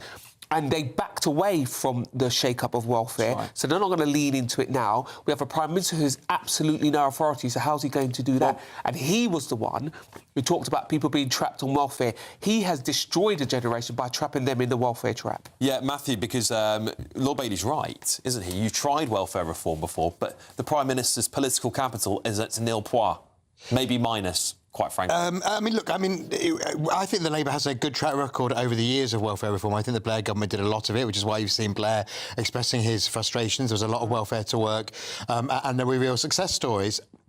I think the government... Which ones? Back in the day. Oh, sorry. No, I meant under the Blair government. No, which is why he's expressed his frustration. And obviously you need new policies for now because it's a different jobs market, young people face different challenges. That's why he's expressed this thing. So I think it's a big challenge for all of the people who want to be the next Labour leader. If you're serious about the future of the country, Alan Milburn set out today, there's nothing progressive about leaving young people to life and benefit. It's up to all of those who want to replace Keir Starmer to set out what they would do, and they would actually bite the bullet, and they would have to be unpopular with some elements on the left of the party. Linda? I think that's a really important point. There is this, I think Nigel Farage did mention this, about collectivism. You have to be collectively responsible now, because this is such a serious situation. But it's almost not party political. We need sensible voices from every part of the political hold on a second. Nigel... Hang on a minute, I'm going to finish We've just got a little issue with your microphone, Linda. Let's just go back to Lord Bailey for a second, if that's all right. Let's be clear, he cannot talk about collectivism if he wants to keep the triple lock. If you are serious about helping the finance of this country, particularly for young people, you're going to have to admit one of the biggest benefits, the triple lock, is going to have to be addressed. Well, you're going to have to see what goes into his... I'm not saying I'm... No, well, he said he's going to keep it. Linda, just give us a second while we're going to get someone to fix your microphone. He said he's going to keep it. But the triple... So there was a poll done recently. Triple lock is very popular with young people, actually. And this is... Are you sure? Yeah, no, it is. That very surprising. Well, that was what... I think it was a YouGov poll that was done on it, actually. But I think the problem that people have with the triple lock is this, because there'll be people writing in saying, absolutely not, we should not be touching people's... something that people have paid their entire lives for, right? Now, the problem with that is if you want to tackle that crisis, you have to tackle this first. You have to say there's migrants getting welfare, there's people coming to this country costing us billions and billions and billions of pounds. If you want to tackle and have serious economics, serious discussion about economics, surely you need to do that first. My point is you need to do it all. You can't do one part of it. Fine. If you do one part of it, the whole programme falls down. That's why Keir Starmer I was upset when Keir Starmer went back on his welfare reforms because he articulated quite well the welfare trap and then he backed away from it for his own political well-being. Yes, absolutely. Absolutely. Matthew? Yeah, I mean, I think you're absolutely right. I personally think the triple lock is probably... after this next election we'll have to go and we'll come to the end of its natural life, as it were. Still protecting our senior citizens, but just the absolute gold-platedness of the triple lock will have to go. But you have to do that alongside... We cannot have more people of that generation on welfare than any other European country. You know, sometimes we sit here and say that Europe's doing everything wrong. They're not. They're getting more young people into work. I just think I know that they...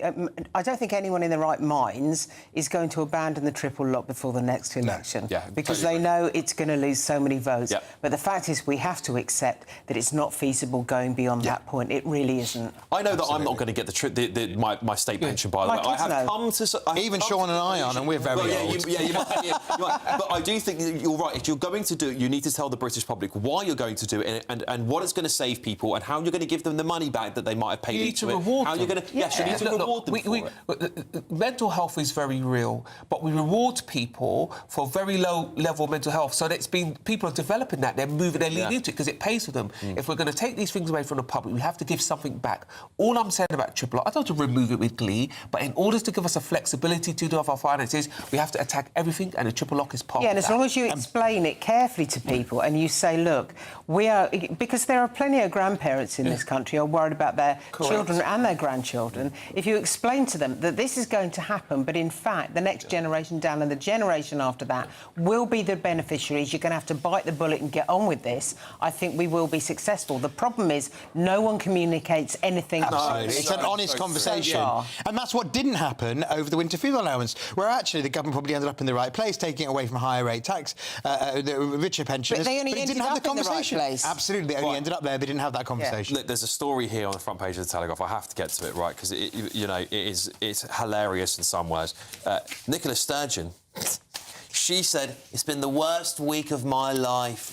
Oh, I'm glad you didn't try the accent then. Poor Nicola, Linda. Absolutely no sense of self-awareness, no possible understanding of how insensitive that remark is. So a husband has been found guilty of defrauding a political party of £400,000, lining his own pockets with an array of jewellery, luxury weapons, and luxury jewellery, and a £125,000 motorhome parked up outside the garden, which she then says, this is what she said, I didn't really notice all of this because we were both on high salaries, so I didn't really understand, what was anything wrong with having those things. So I know nothing. I mean, it is absolutely unforgivable. I watched the guy who made the complaint because he was a Scottish nationalist and he was worried that the money was going, not towards Scottish nationalism.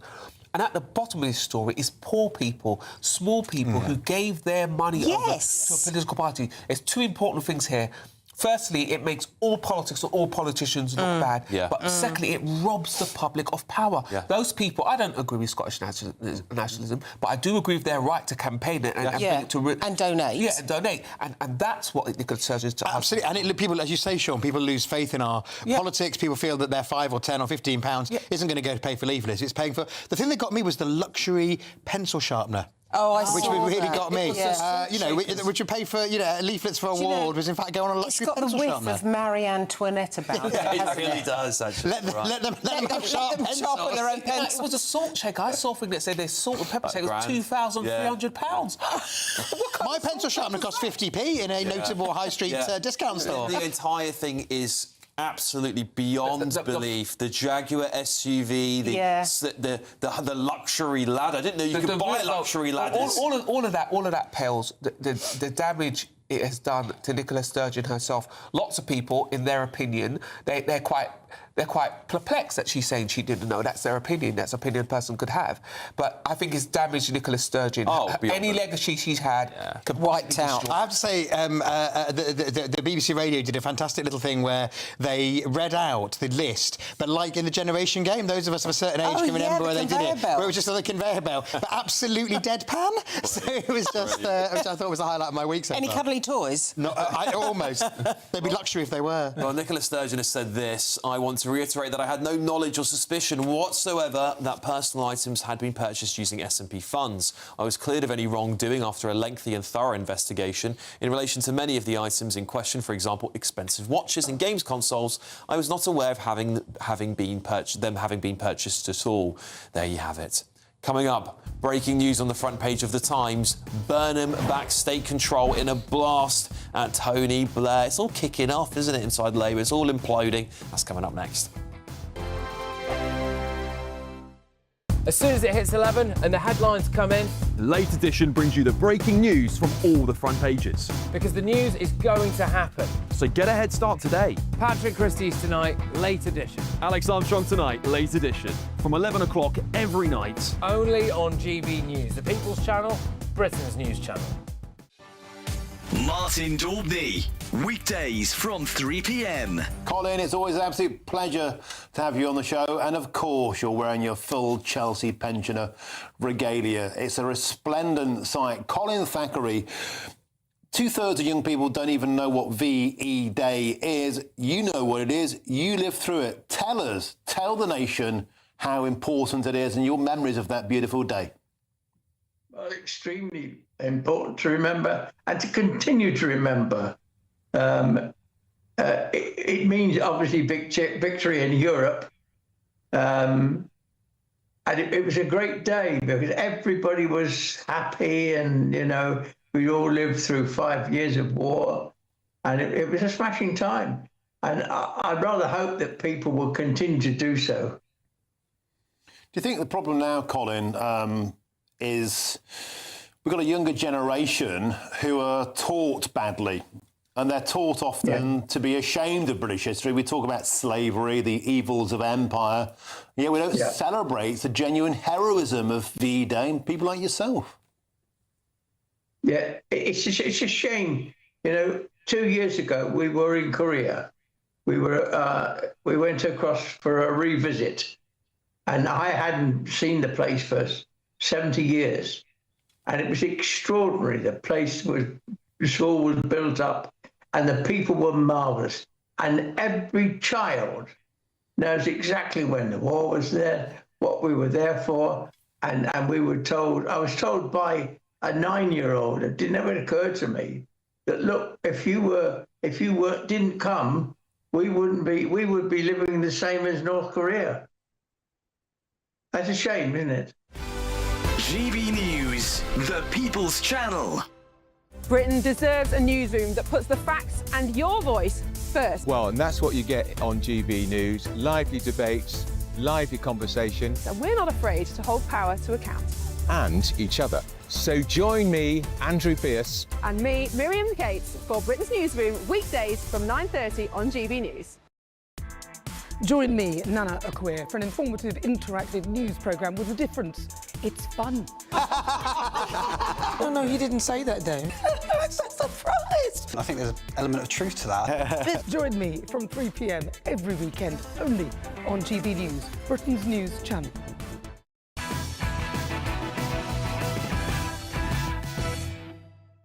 Welcome back, everybody. It's all imploding for the Labour Party. Let's have a look at the iPaper. Burnham hits back at Blair and Starmer as he outlines plan to run Britain. Yeah, he's already making moves, isn't he? The Times, Burnham backs state control in blast at Blair. The Daily Mail, decision that will condemn thousands to death. That is, of course, the prostate cancer decision, the treatment for it. We will talk about that a little bit later because it is important. The Daily Star, top boffs World Cup Ebola alert. Yeah, that's not great, is it? The Sun, it's all kicking off World Cup scam chaos. Happens every time, doesn't it, though? The Mirror, Flags Group founder charged with murder. And on the top there, you can see Susan Ball's got a new look. There you go. That's an interesting one. Anyway, look, should we talk about Burnham, Blair and Starmer and the now empty love affair inside the Labour Party? I mean, what ideology is it now? Is it... I mean, I just can't make sense of it, because Tony Blair, for once, is right. He's been right about net zero the last... I couldn't believe it. I was watching, I was going... You're becoming a Blairite. Well, I was agreeing with every word he was saying. I think he's becoming more of whatever I am. He's becoming an Armstrongite. Yeah, that's it. First and foremost, Tony Blair should shut his mouth and keep out of it. I'm just expressing what Burnham's thinking. Yeah.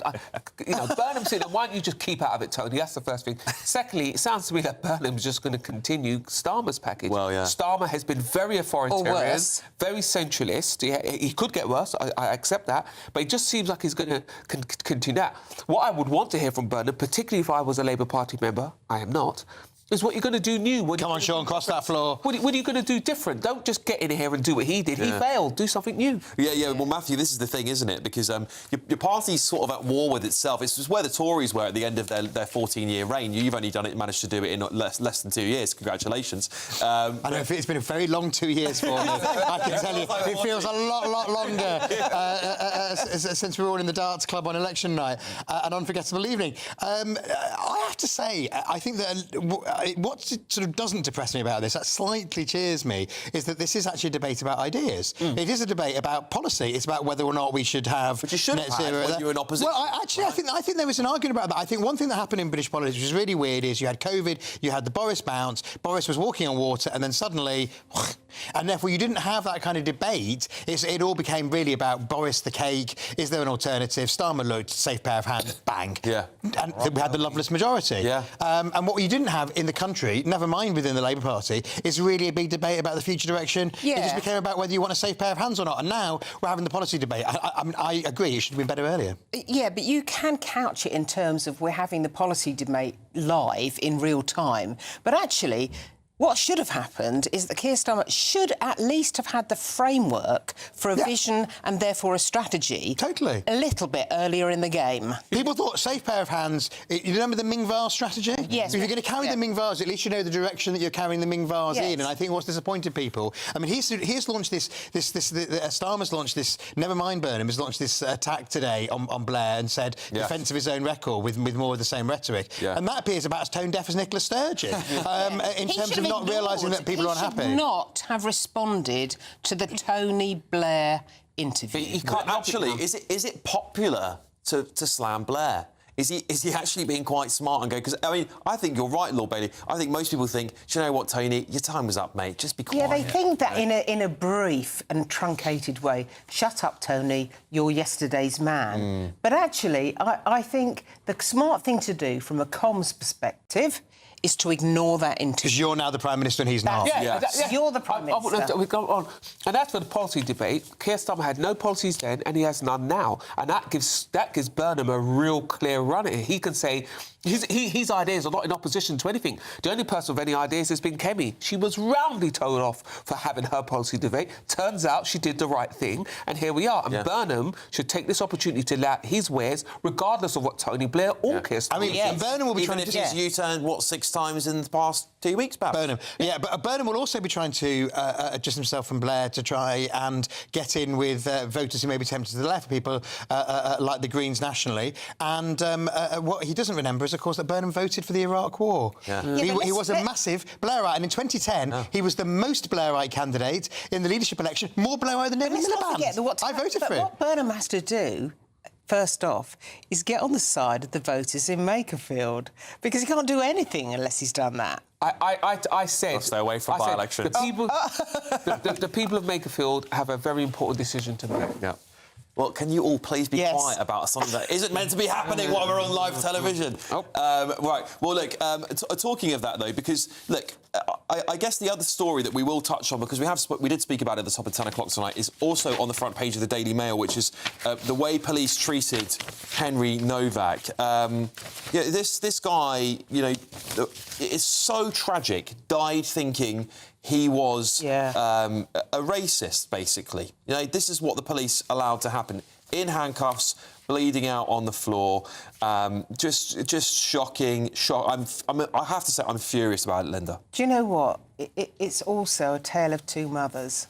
There is the mother that must know that her son, in his dying moments... Oh, I'm sorry, Linda. We've got to read the list off of people standing for the by-election. Sorry to interrupt you. Of course, the Makerfield by-election will take place on the 18th of June, following the resignation of Labour MP Josh Simons. The candidates are Andy Burnham for the Labour Party, Alan Howlin Lord Hope, the official monster-raving loony party, Robert Kenyon for Reform UK, Rebecca Shepherd for Restore Britain, Michael Winstanley for the Conservative Party, Jake Austin, the Liberal Democrats, Dan Clark, the Libertarian Party, Peter Mark Ward, the Rejoin EU Party, Sarah Wakefield, the Green Party, Ed Gemmell, the Climate Party, Robert Pownall, an independent, Protect the Wild, John Alfred Dyer, independent, Paul Richard Gould, independent, and Count Binface Party. All right, look, don't go anywhere. We've got loads more news coming up for you, but first we'll get you weather.